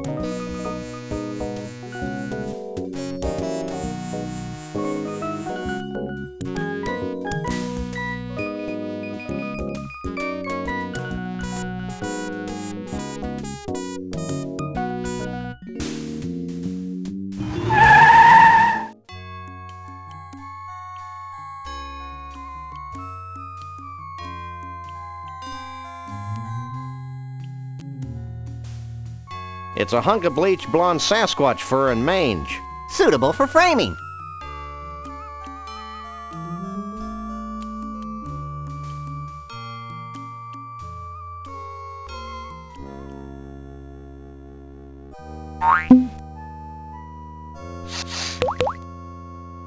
That's gross, Sam.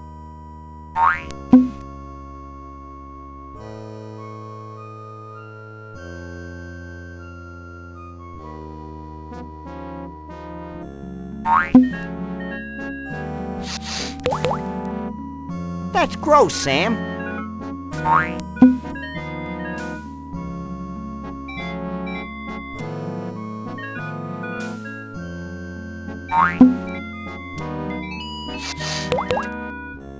That's gross, Sam.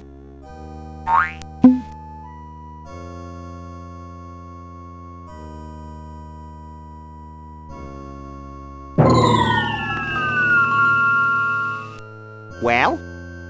Wait for it.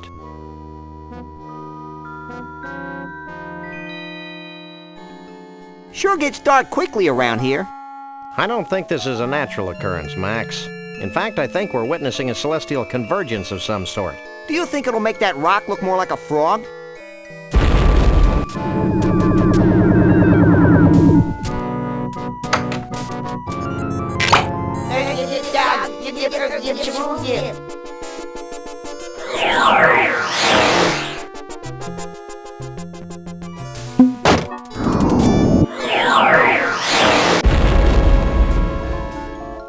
This means something, Sam.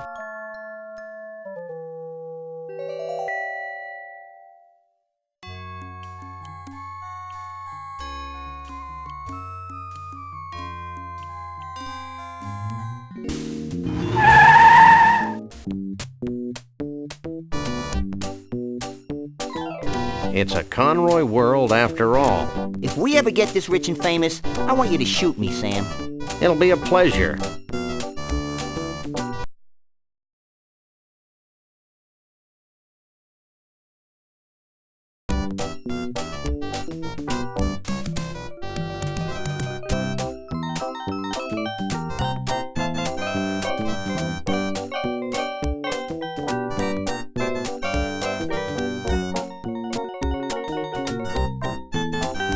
I wish this game were over. Hold it. Get back here. We're dealing with a very literal well here.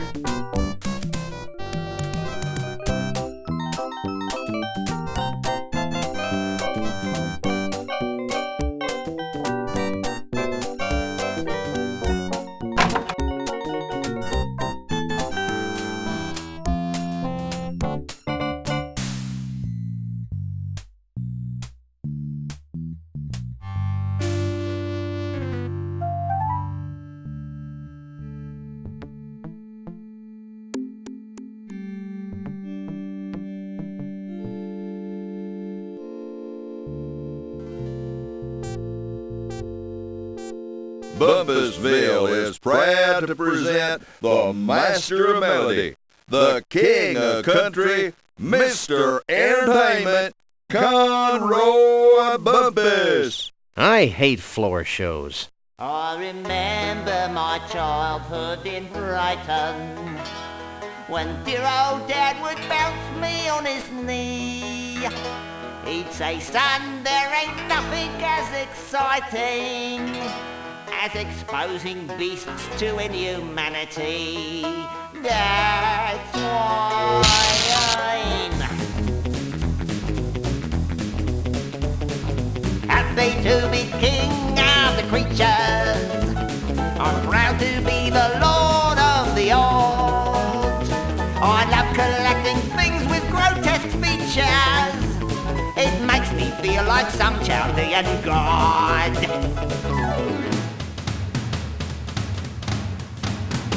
Oh, I trapped my first tiger before I could speak. Killed me a bear when I was 3.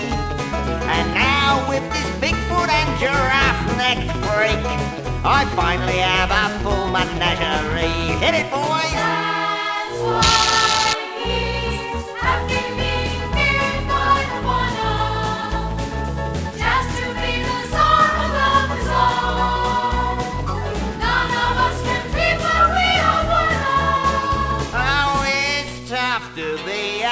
country western star.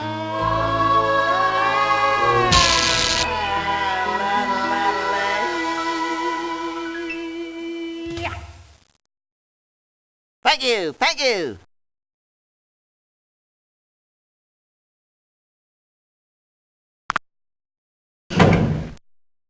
Your attention, please. Conroy Bumpus has left the building.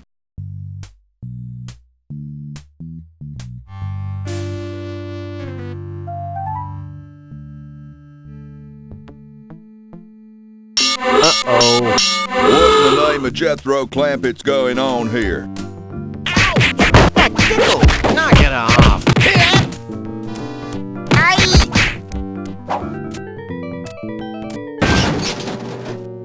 And stay out.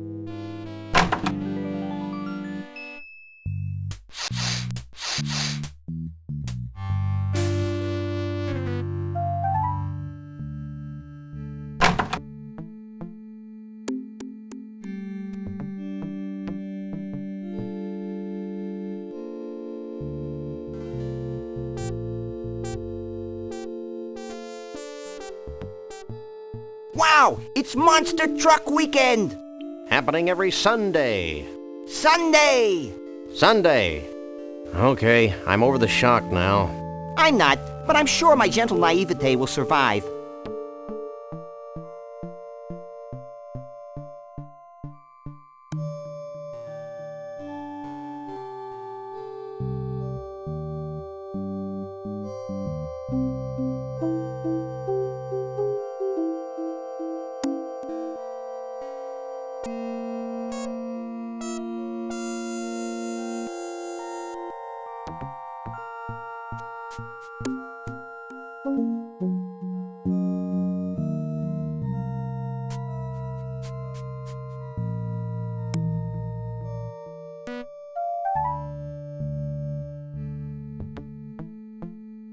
What you doing?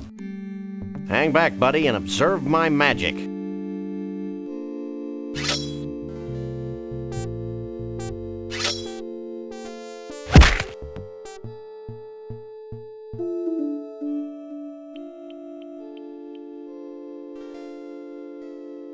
Oops.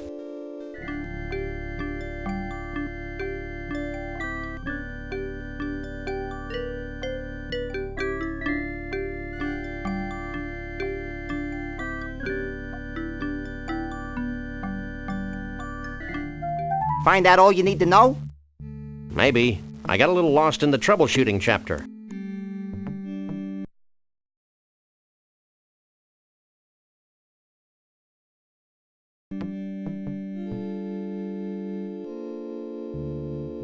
It's one of Conroy's toupees.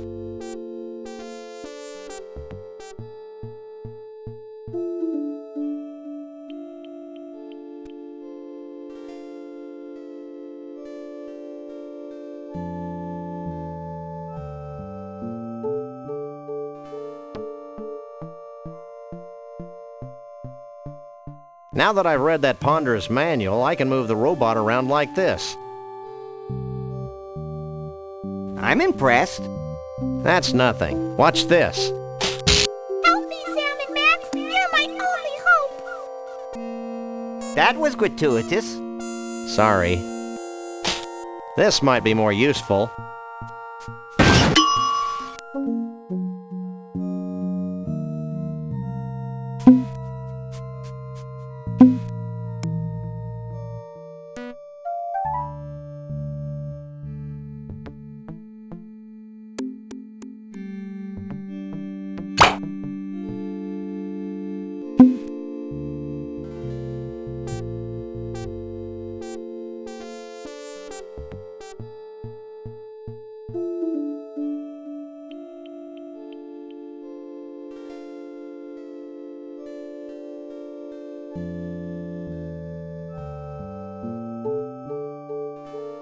I don't think the cute little robot wants to follow its new programming, Sam. I don't recall giving it a cute little choice. There he goes. I'm ripe with anticipation. I thought I smelled something.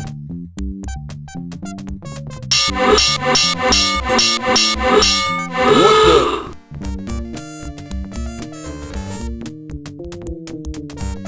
How Pavlovian. And you should know.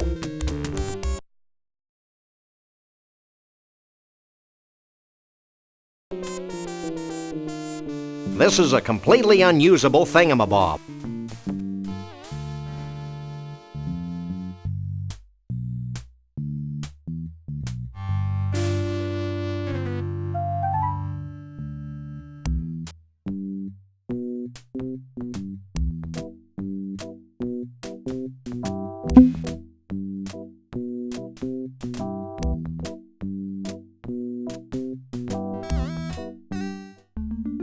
This is virtual reality? I may be sick.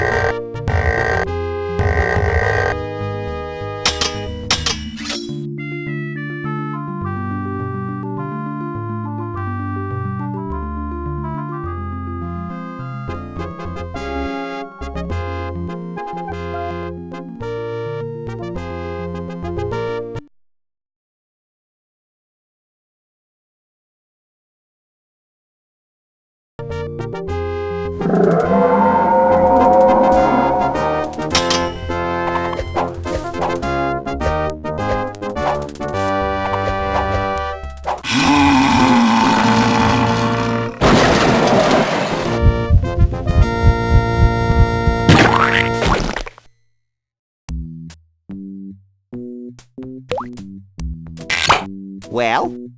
I am the Keymaster. Does that come with a dental plan? I don't know what you two critters are up to, but I want you out of here, now.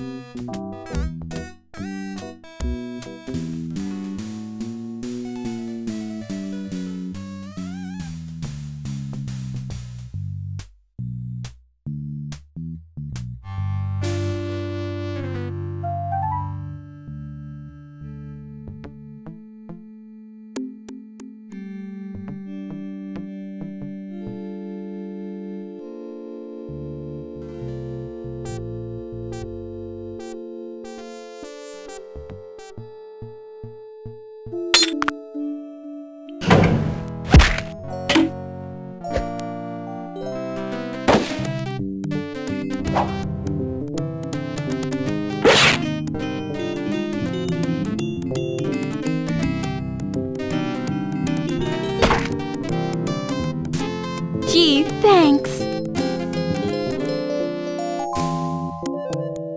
Well, back to the circus with you. I'm feeling a little morally conflicted about taking Bruno back to the circus. I'm not. Let's go, you big lug. Stay away from him, you malefactor.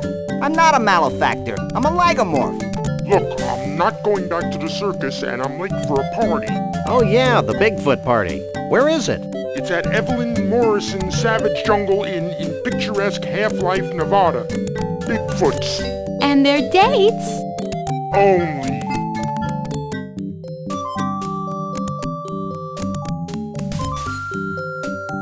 Let's go.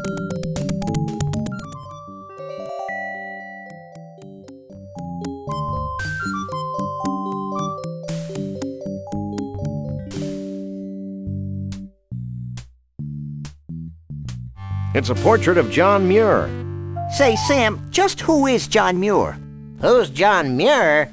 Hey, guys, this dope doesn't know who John Muir is. You gotta be kidding. What a maroon. What a dib cow poop. Sam, the dead animal heads are talking to me. Where? Up there. Well? But... You really shouldn't tell fibs about dead animals, Max. But... Stop bugging me. I'm admiring this portrait of John Muir. But who's John Muir? Do you really want to know? If you'll stop talking, sure. Okay, hit it, boys. There once was a man named John Muir. A naturalist, noble and pure, His love for all beasties. The most and the leasties. has never been equaled. sure.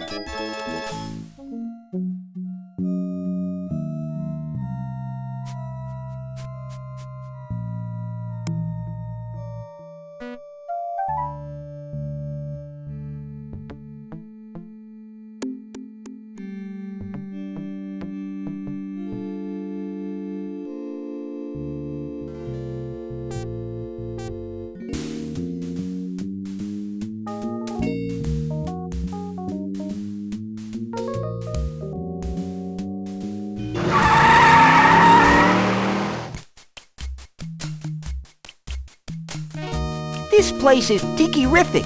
Tiki-rific? Yeah, I feel immersed in native culture. I just hope this place has authentic savage tiki drinks with that authentic tiki tang.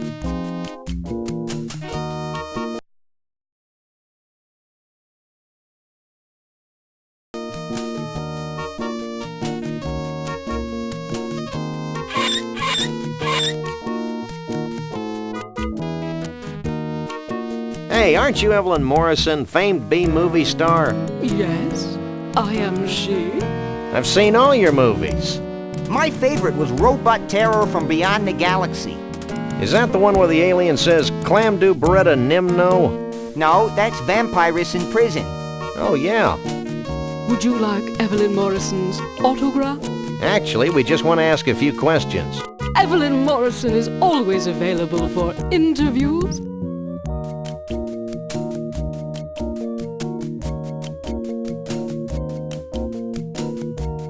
How'd you end up in the hotel business?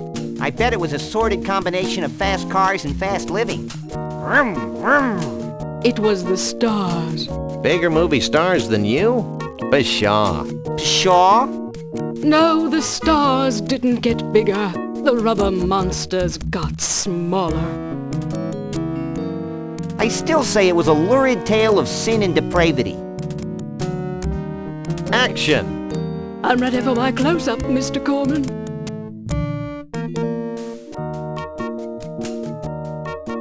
I have this sudden craving for an umbrella drink.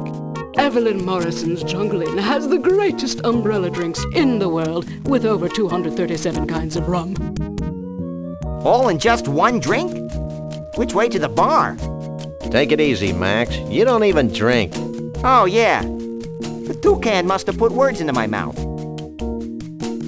Have you had any problems with the Bigfoots? Evelyn Morrison has always worked well with grotesque creatures of the night. I'll take that as a no, then.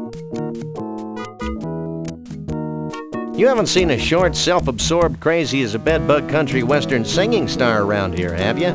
If you mean Conroy Bumpus, Evelyn Morrison had him ejected from the premises hours ago. Why? He was harassing Evelyn Morrison's guests.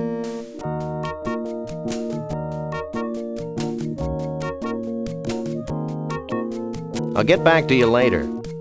Evelyn Morrison will be here. In the meantime, why not take some of these brochures? They have Evelyn Morrison's autograph on them, making them must-have collectibles. Thanks.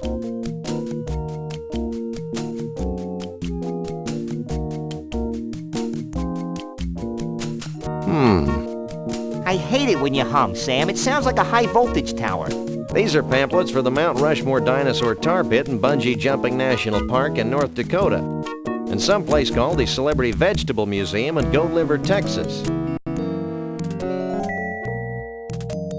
I think I like the humming better.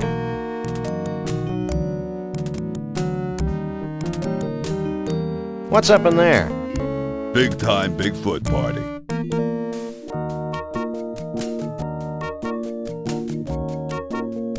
Sounds like some kind of shindig. It's the event of the century. How's the band? Pretty happy as far as I can tell. It's a rasp. Here.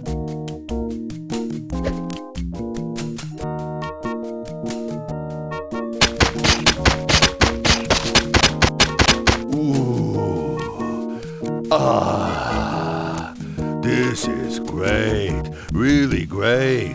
I owe you guys.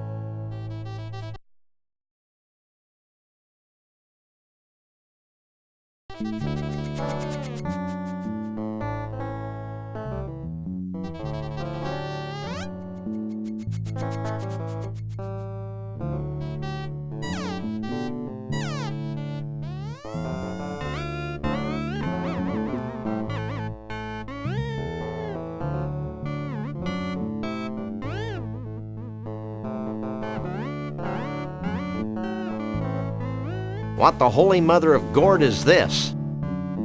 Oh, isn't it obvious?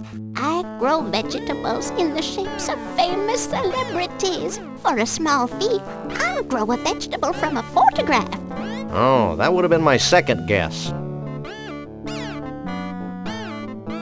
How late are you open? As late as you want. Gotta grab the sales when you can in this business.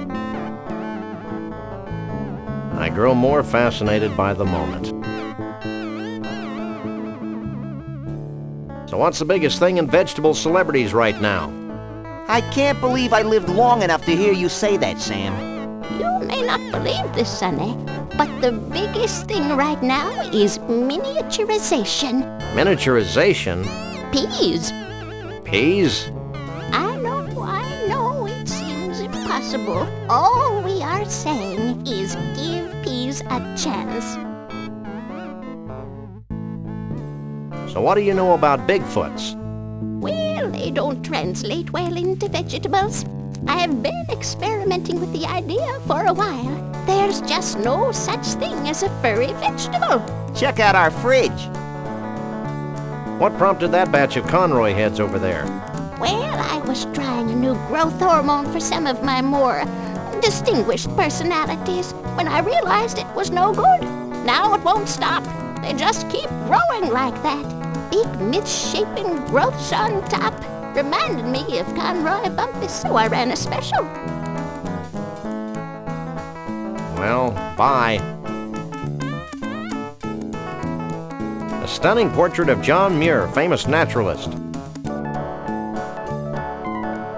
What do you make of this? Famed naturalist John Muir, huh? This looks like a zucchini squash to me. I can do this, but it'll take a short while.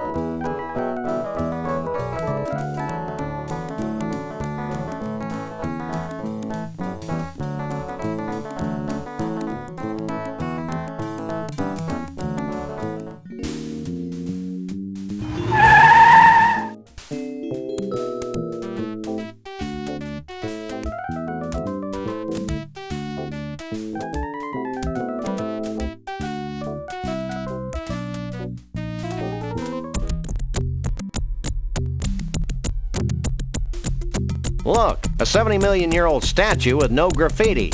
I thought it was missing something. Where's the crayons? No way. Why not?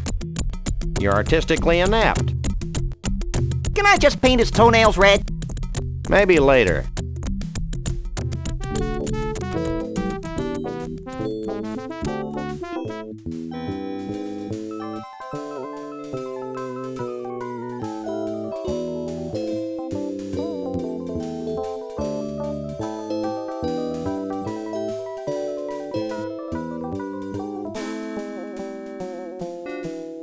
Hey, Max. Hey, what? I've got a job for those mighty incisors of yours. What? See that woolly mammoth? What about it? Stop playing dumb and get chomping.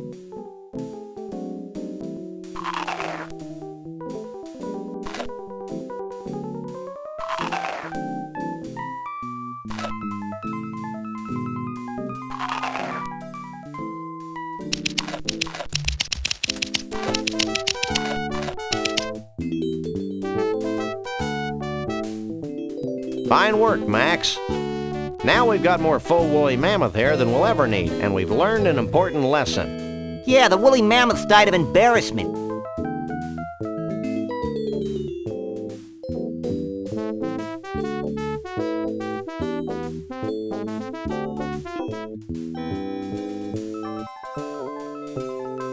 I can't talk to that. This is a completely unusable thingamabob. Hi, my name is Rex.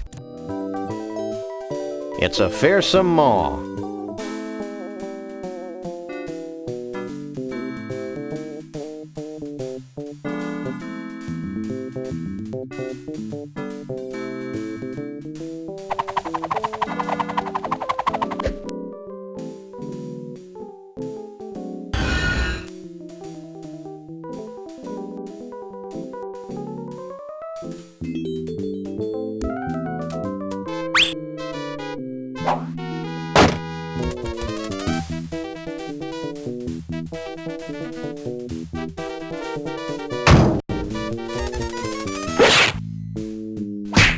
We finally got the tooth.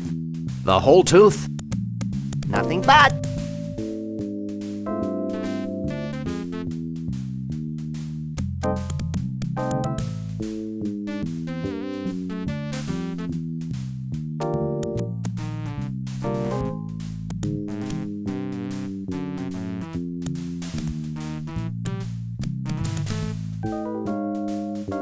This place evokes a sense of wonder.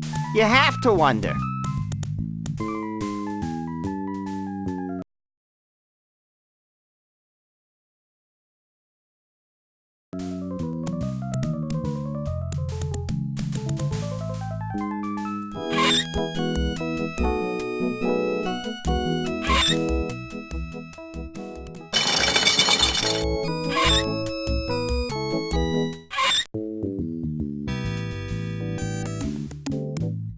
She's not my type. Are you in charge here? Yes, I'm an Olympic bungee jumper and I know everything there is to know about bungee jumping. Olympic bungee jumping? Well, she sounds sure. What do I do? The principles are important to master. Get a safety harness from behind that little screen over there. Once that's on, it's important that you jump from the board toward the pit of tar below. But I'm sure a great big hunk of fur like yourself would have no problem. Yeah, sounds easy. Looks dangerous. We're in law enforcement. How much would you charge us to use the bungees? Enthusiastic law enforcement. I'd let you go anytime. I'm partial to dog and bunny teams. That's weird. Works for me.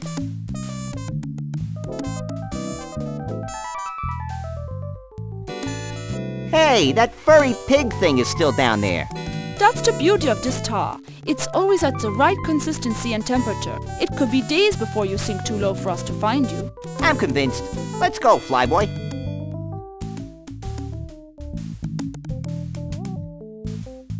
My nose is running. Whose isn't? Bye. So long, cutie.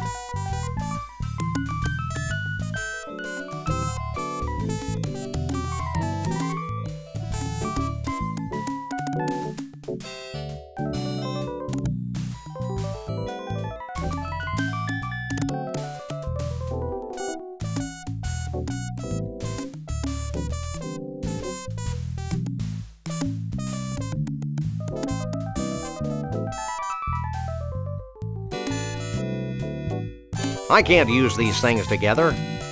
I can't pick that up. Wait, you need your bungee jumping safety suit. There's one hanging behind the screen.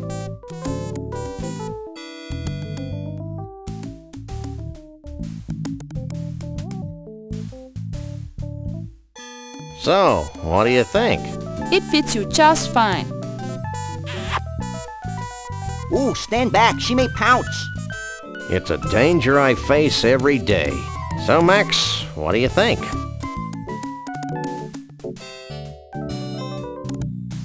A regular 007. Are you sure? Clint, baby, would be nervous. But get moving. I'm beginning to think you're stalling. Clint. Baby. Who's stalling? I'm just waiting for my buddy to come here and check out this spectacular view.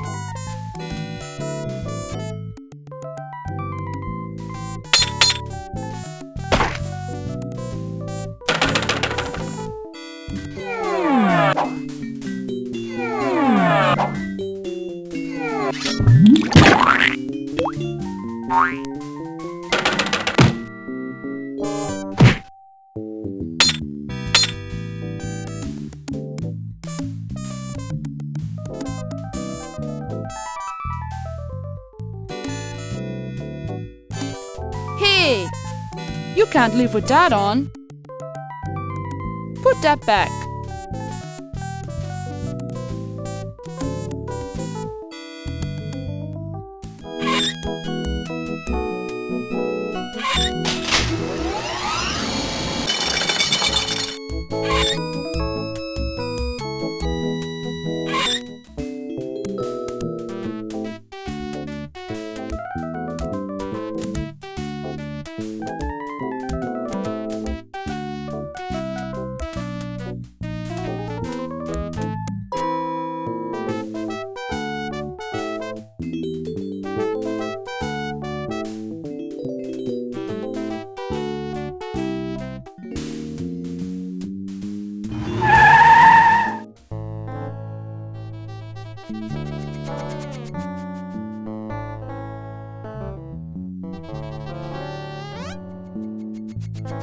Where's my John Muir vegetable? Here you go, son.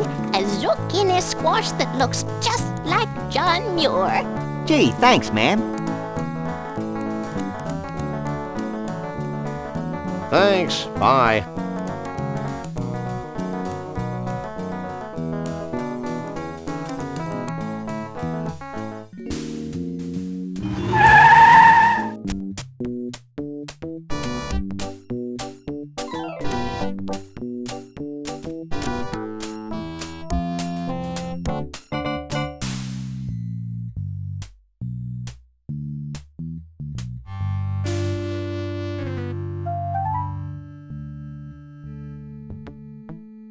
I can't use these things together.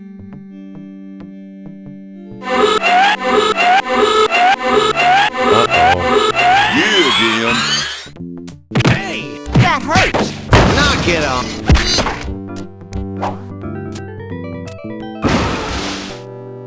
And stay out.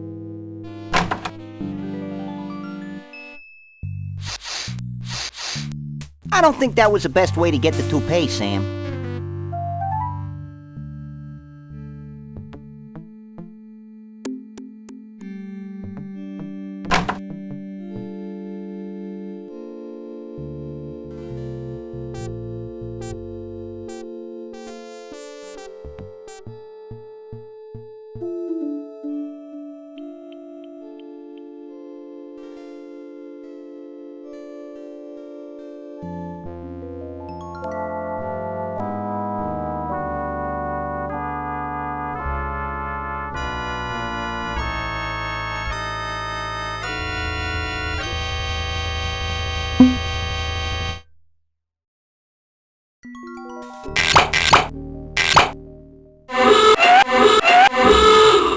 Hey, that hurts. Knock it off.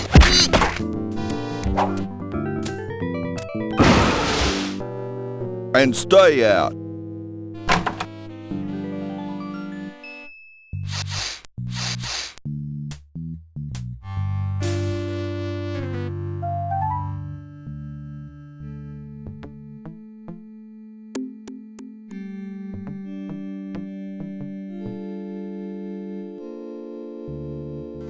I can't use these things together.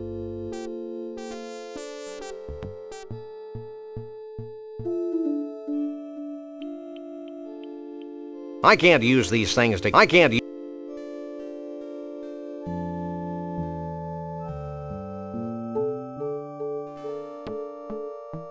Okay, I've attached Conroy Bumpus' toupee to the Stiltwalker's costume. Great, now we've got a Stiltwalker's costume covered with tar and faux woolly mammoth hair.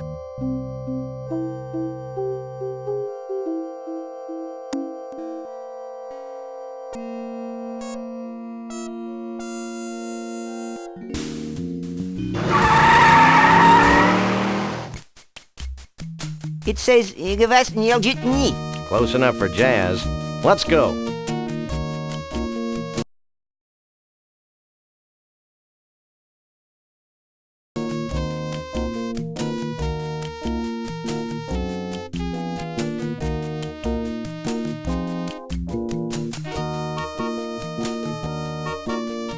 I can't use these things together.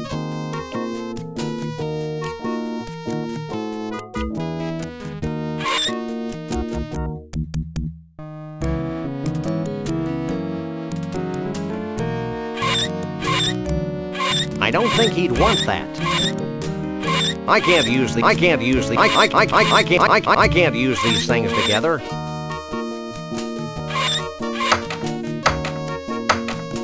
I had no one to call. Call me, call me. You'd have to get cellular. I'm Pixular. It's better than cellular. That's bad, Max. Really bad. Who cares? I'm cute. Jeez.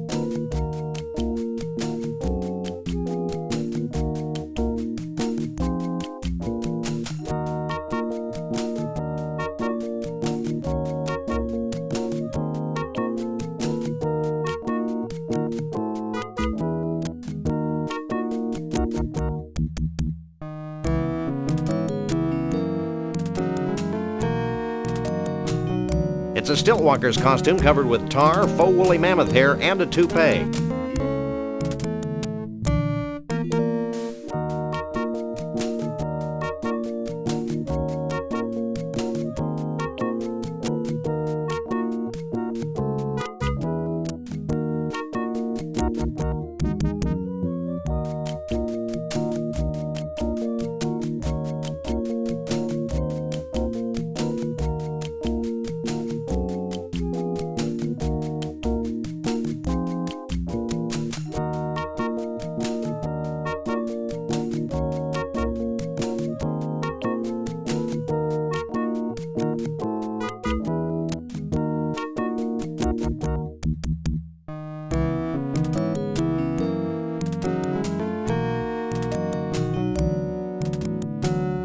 I guess we could try it on.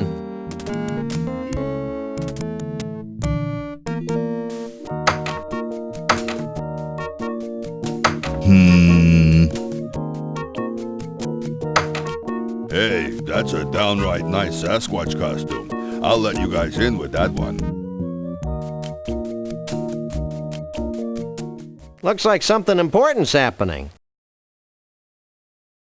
Hundreds of years ago, it was becoming apparent that our time was running out. Yet we were slow to heed the warnings of impending doom. The seemingly slow encroachment of mankind and all that his many living styles entail seemed like a vague and distant problem. A problem for future generations of Yeti to solve. Blithely, we sat back, ignoring our own inner call for action. Tradition and the status quo were our excuses for complacency. The certainty of not just losing our way of life, but possibly our very lives. And the demise of our entire race is now becoming a reality. A reality we can no longer choose to ignore. As it turns out, the humans and their technology are moving faster than we are, much faster than we had anticipated. And so we now face the final crisis.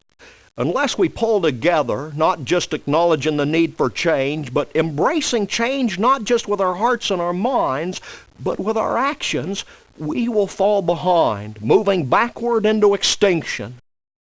Well, back to the music.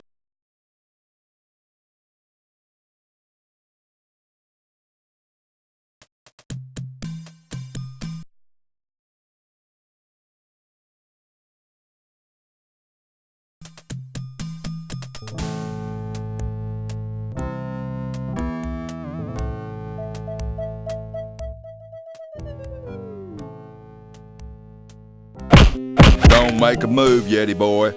Well, well, well, a Bigfoot. Sure is a scrawny feller. A Bigfoot in the hand is worth two in the bush, Lee Harvey. Sorry, boss. Think nothing of it, old chap. Now, be a good lad and pop off to the bus and get the net. Yes, sir, Mr. Bumpus.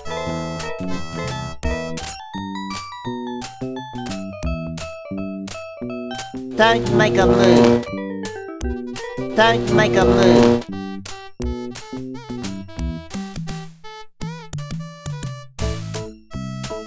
Don't make a move. Don't make a move. Don't make a move. Don't make a move. Don't make a move.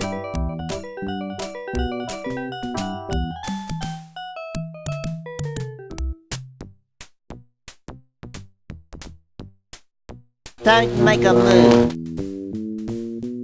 Don't make a move.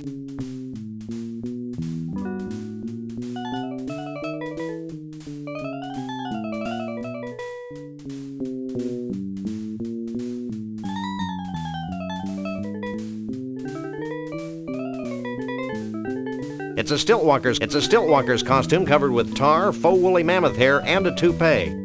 There's something you should know, Bumpus.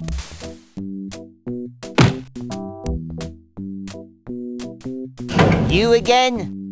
I left the net back in Bumpusville. Forget the net. We're gonna disguise ourselves as a Bigfoot.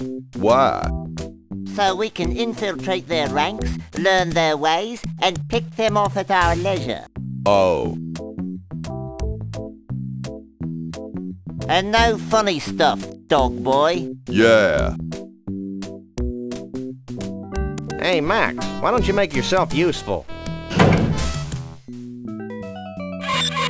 That was fun. Now future generations will be able to enjoy his atonal warblings. Are there any more shrimp balls back here? Who are you? We're the freelance police. We just saved your collective hash. Really? Then I guess it'd be okay to make you honorary Yeti chiefs. Walk this way.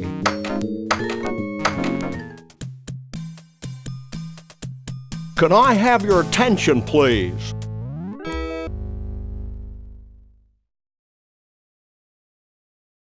Although it's our tradition to allow only Bigfoots and their dates to these gatherings, these two have shown themselves worthy of our gratitude and our trust. These are a naive people. And so I'm granting them the title of Honorary Bigfoot Chief. So don't mess with them. That's it? Honorary Bigfoot Chief? Where's the cash? We don't want Bigfoot money, Max. It's probably made of tree bark or something. I know, but it's the principle of the thing. You may now wander freely about the convention floor without concern for your health. Gee, thanks. Think nothing of it. Follow me.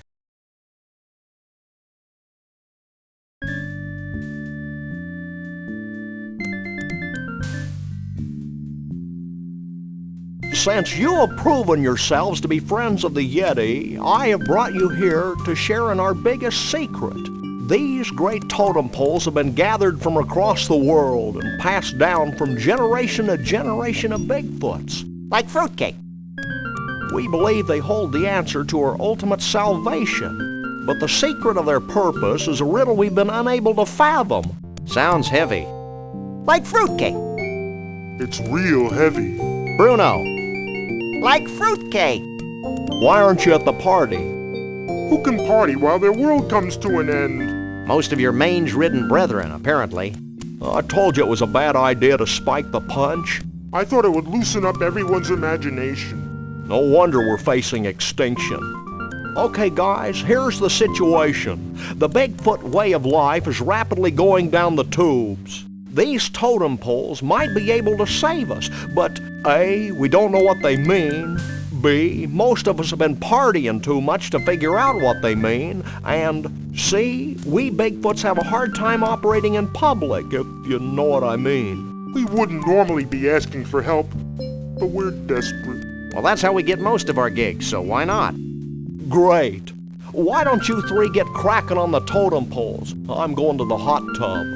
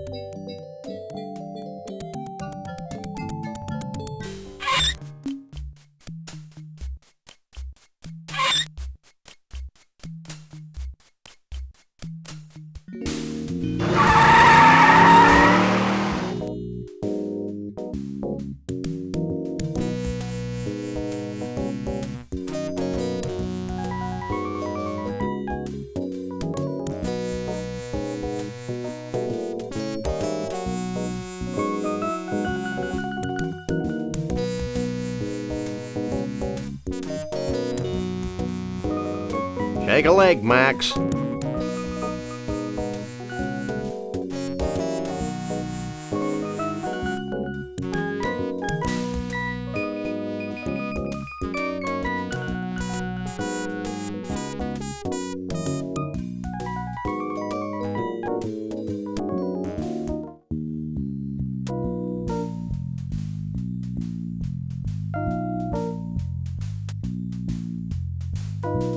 Could you bend this?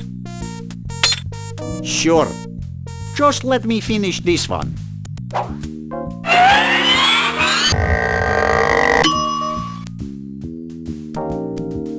Let's see it.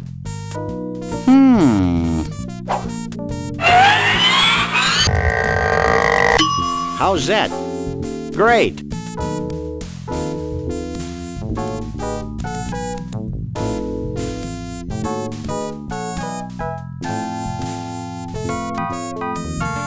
That seems to have gotten the cork off.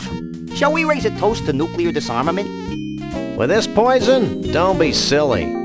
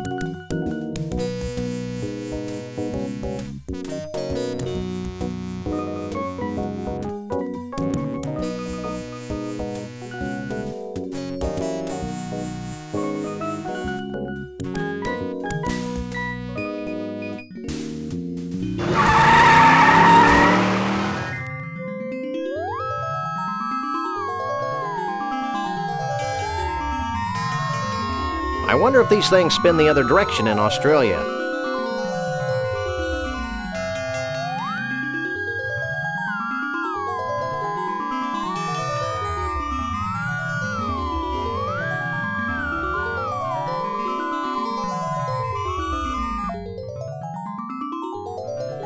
I can't use these things together. I can't use these things together. I can't use these things together.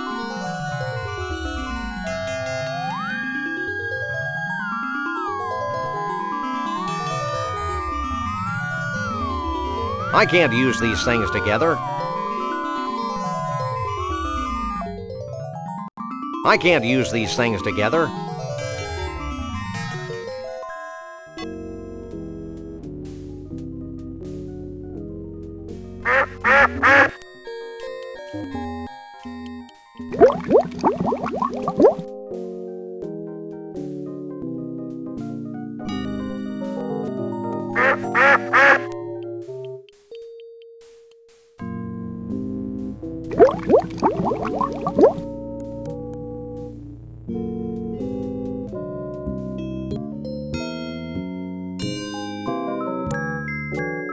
That might be a good idea, but perhaps I should wait until the vortex is running. Can we try the vortex? Step right in.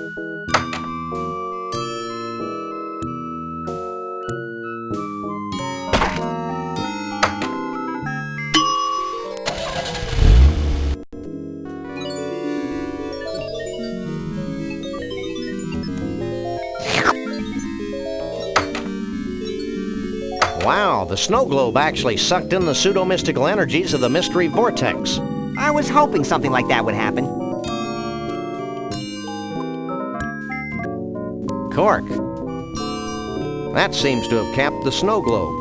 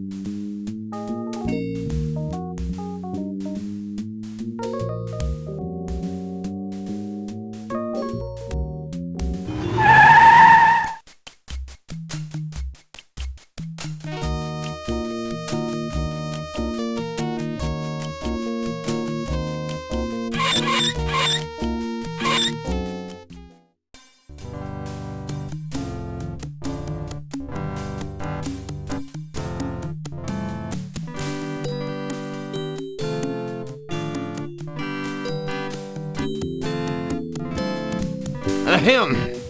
Yes? In your delusional opinion, what would you make of the first totem pole? Well, the great winds depicted represent the chaos caused by the return of our alien brothers. Not entirely unlike the gust of wind we're hearing now. Any further insights into the dental totem pole? The truth of the tooth escapes me. The aliens have their own reasons. What about the totem pole with a man on it? I think he's a Bigfoot alien hybrid, an uber yeti perhaps. What do you think of the totem with the two faces? Obviously our alien ancestors were hairless, and clearly their intention was to evolve into the beings of total hair we are today. Hey, I'm evolved and I didn't even know it. Actually, you're just fuzzy. I'm devastated. Bruno's out by the pool. Wonderful. He must have convinced our alien forefathers to rescue us from this doomed planet. Actually, I think he's doing the backstroke. Has Trixie brought back any news from the aliens? Not directly, but they've obviously given her some singing lessons. We put Conroy Bumpus in the freezer. Oh, that's great. The Freon should effectively suppress his evil Snarktonian death rays. That's what we thought would happen. What's your story? Oh, the usual. I was strolling in the Andes, minding my own business, when some idiot mountain climber comes along and yells, "Hey, it's the abominable snowman!" Next thing I know, there's an avalanche, and I'm covered in 20 feet of snow. When I wake up, I'm hanging upside down in an ice block in some place called the Mystery Vortex. Sorry I asked. You're the skinniest Bigfoot I've ever seen. I've been fasting in preparation for the day when the aliens come to rescue us. Are you the abominable, the boy in a bubble, a berry... Never mind. That's not very funny, Rover. Gotta go. Mrs. V? Yes? So, what's your take on that tornado totem pole? Well, my husband thinks it's some sort of homage to the wild and woolly nature of us Bigfoots. But if you ask me, I think it's an indictment of people who don't wash their hands before dinner. I remember when we had our niece, Jay, over for dinner, and I said, "Jay, don't you touch that bread until you wash the ichor off your fur." So she said, "Bow, bow, bow." Why does that totem have a big tooth on it? Well, hon, some Bigfoots would have you believe that it's a symbol of power or some such. But if you want my opinion... And I can't imagine why we would. I think that pole represents the importance of visiting your dentist regularly. Life's funny, Sam. When I woke up this morning, I thought I'd just watch some TV and shoot some criminals. Now a big stinky forest creature is giving me a lecture on dental hygiene. I'm not joking, Bunny. Why do you think all those dinosaurs died out anyway? To impress the babes? No, it was tooth decay.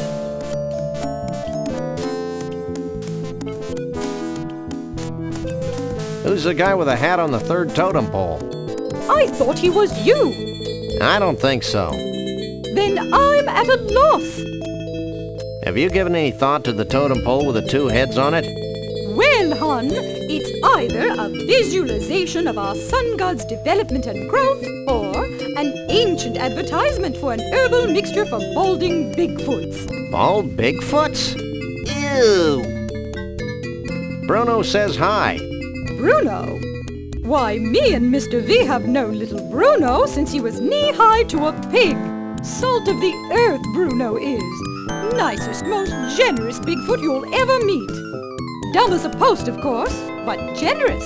Why, just the other day I was talking to my manicurist, Kimmy, and I said, "Kimmy, that Bruno has got to be the dumbest creature to ever walk the surface of the planet." So she said... What do you think of Trixie? Trixie? Nice girl, wonderful human being. Complete fashion victim, of course, but so pleasant. Just last week I was talking to Katie, my color consultant, and I said, "Katie, that Trixie girl wouldn't know a burnous from a sarong if her life depended on it." Then she had... Conroy Bumpus is in the freezer. Internationally renowned country western superstar Conroy Bumpus. I've got all his albums. He's the greatest thing since sliced bread. I'd say he's the most gifted entertainer of the 20th century. He's an immoral cretin, of course, but boy, can he sing. I was talking to my chiropractor, Karen, just last month, and I said, Karen, that despicable Conroy Bumpus sure has got a pretty voice. Then she Gotta go. Don't be a stranger.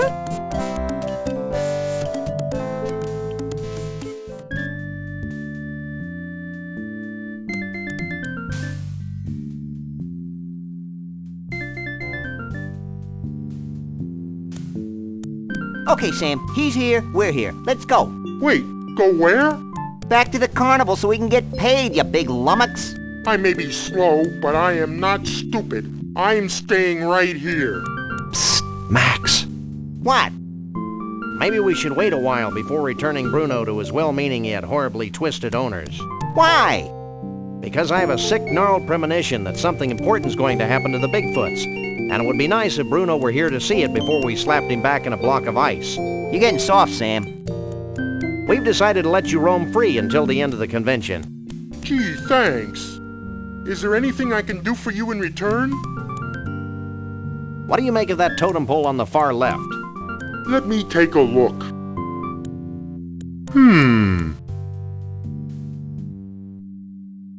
Well? It's a totem pole. And? It's made of wood. It's not too late to take him back to the carnival, you know. Any keen Bigfoot insights into the totem pole with a tooth on it? I've been staring at that one for hours, and... Yes? I think it has something to do with teeth. I'm not holding my breath, but do you have any clue who the guy in the third totem pole is? Nope. He sure seems to get along with vegetables, though. Sam, the guy in that pole's got a marshmallow. So? I want a marshmallow. Max, you are a marshmallow. See that totem pole? What about it? What do you think it means? I've got it. What did you tell them? I told them to start looking for bald guys with spaghetti on their heads. So what do you think about all this? I'm just happy to be here, Sam. Happy to be at room temperature and happy to be free at last. Born free as the wind blows. Max. What? What were you saying, Bruno? I lost my thought. Darn. How'd you and Trixie meet, anyway? We didn't really meet until she thawed me out. But I've loved her ever since that first night she snuck into the freak tent and sang me to sleep with a Scrantonese lullaby. And you want to put him back in a block of ice? Yeah. So? I give up. Well, now that Conroy's out of your hair, what are you going to do? Try brushing it, maybe? Well, I've still got the Cushmans to worry about, so I guess I'm still a little tense. Be seeing you. Not if I see you first.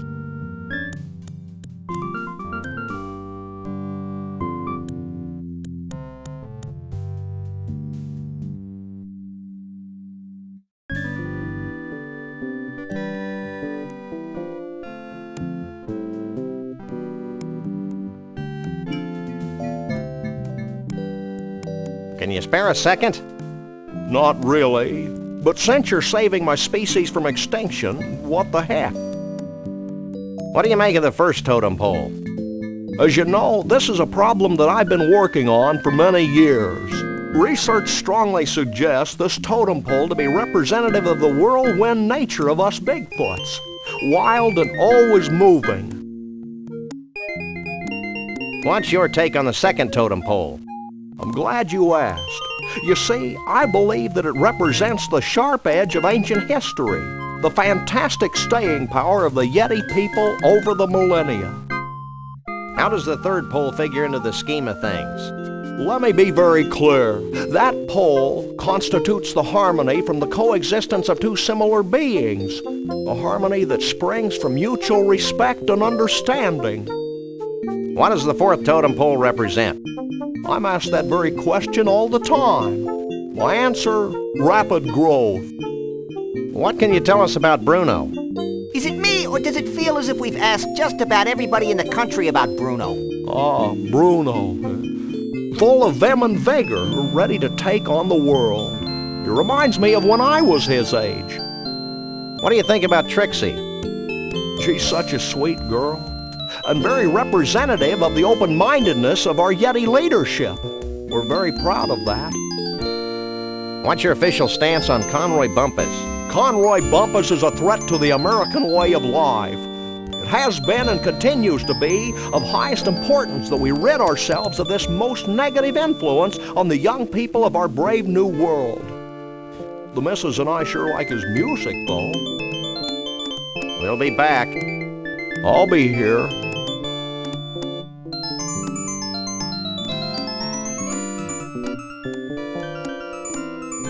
I think I figured out one of the totem poles.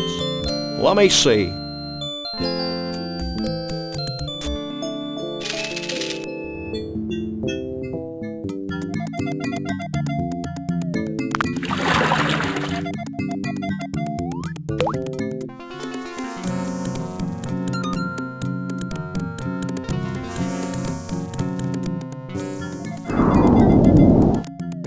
A handheld vortex. Good thinking. Thinking had nothing to do with it.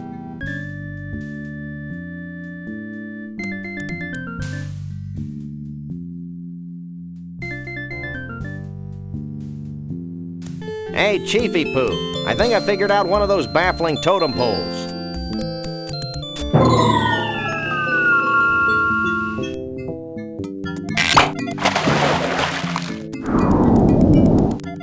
A genuine dinosaur tooth. I figured it might be something like that. Did he say genuine?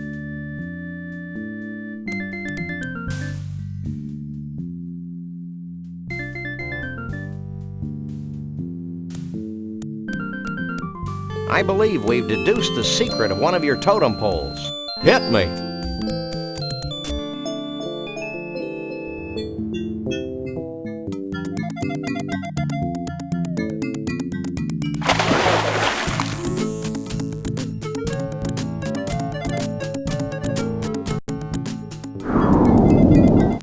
The combination of man and nature. Inventive. Is it soup yet?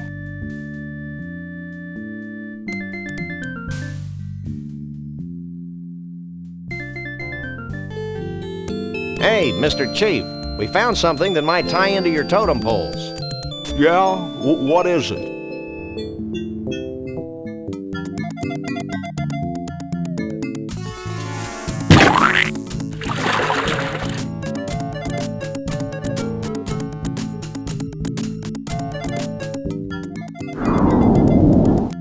Hair growth tonic. Very resourceful. We just like stealing pillows. Well, that should do it, right? Nothing's happening, Sam. What's the story, Pops? I don't know. I'm sure you got the ingredients right, but... Of course, how silly of me. What? In order for the spell to work, we need a living Bigfoot sacrifice. It'd be a shame to lose one of these furry fellas, don't you think? Wait, I've got an idea, and it doesn't require high explosives. Wait here. While he's gone, I'll go see if any of the Bigfoots wants to off themselves for the greater good.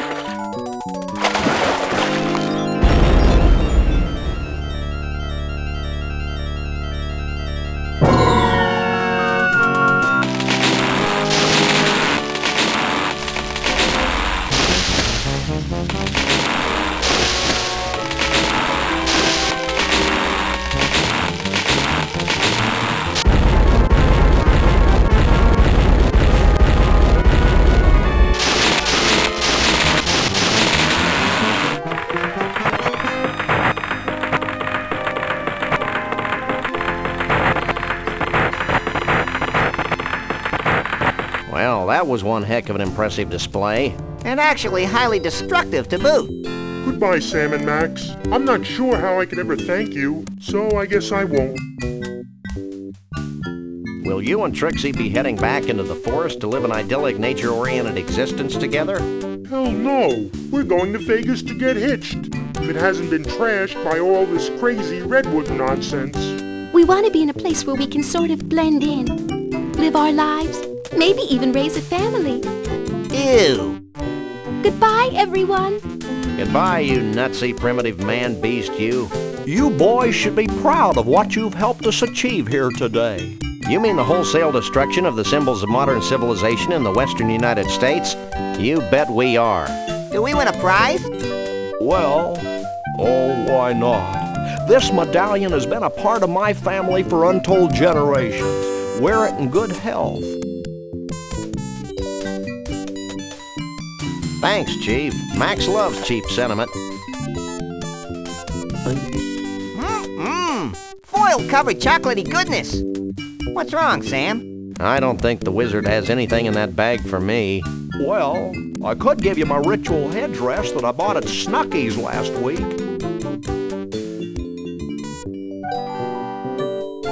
I appreciate the gesture, but I've already got a hat. Well, that's fine too. Farewell, Sam and Max. Remember, though the night be dark, the dawn yet shall awaken and annoy you. Have a nice day.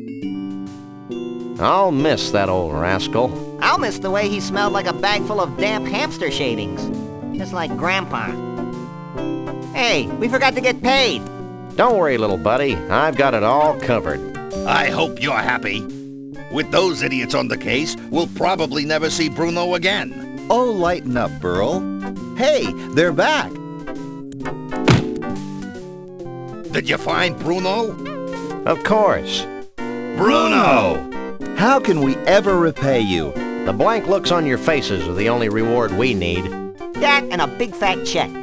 Would you settle for 3,000 skee-ball tickets? Close enough. Let's go, Max.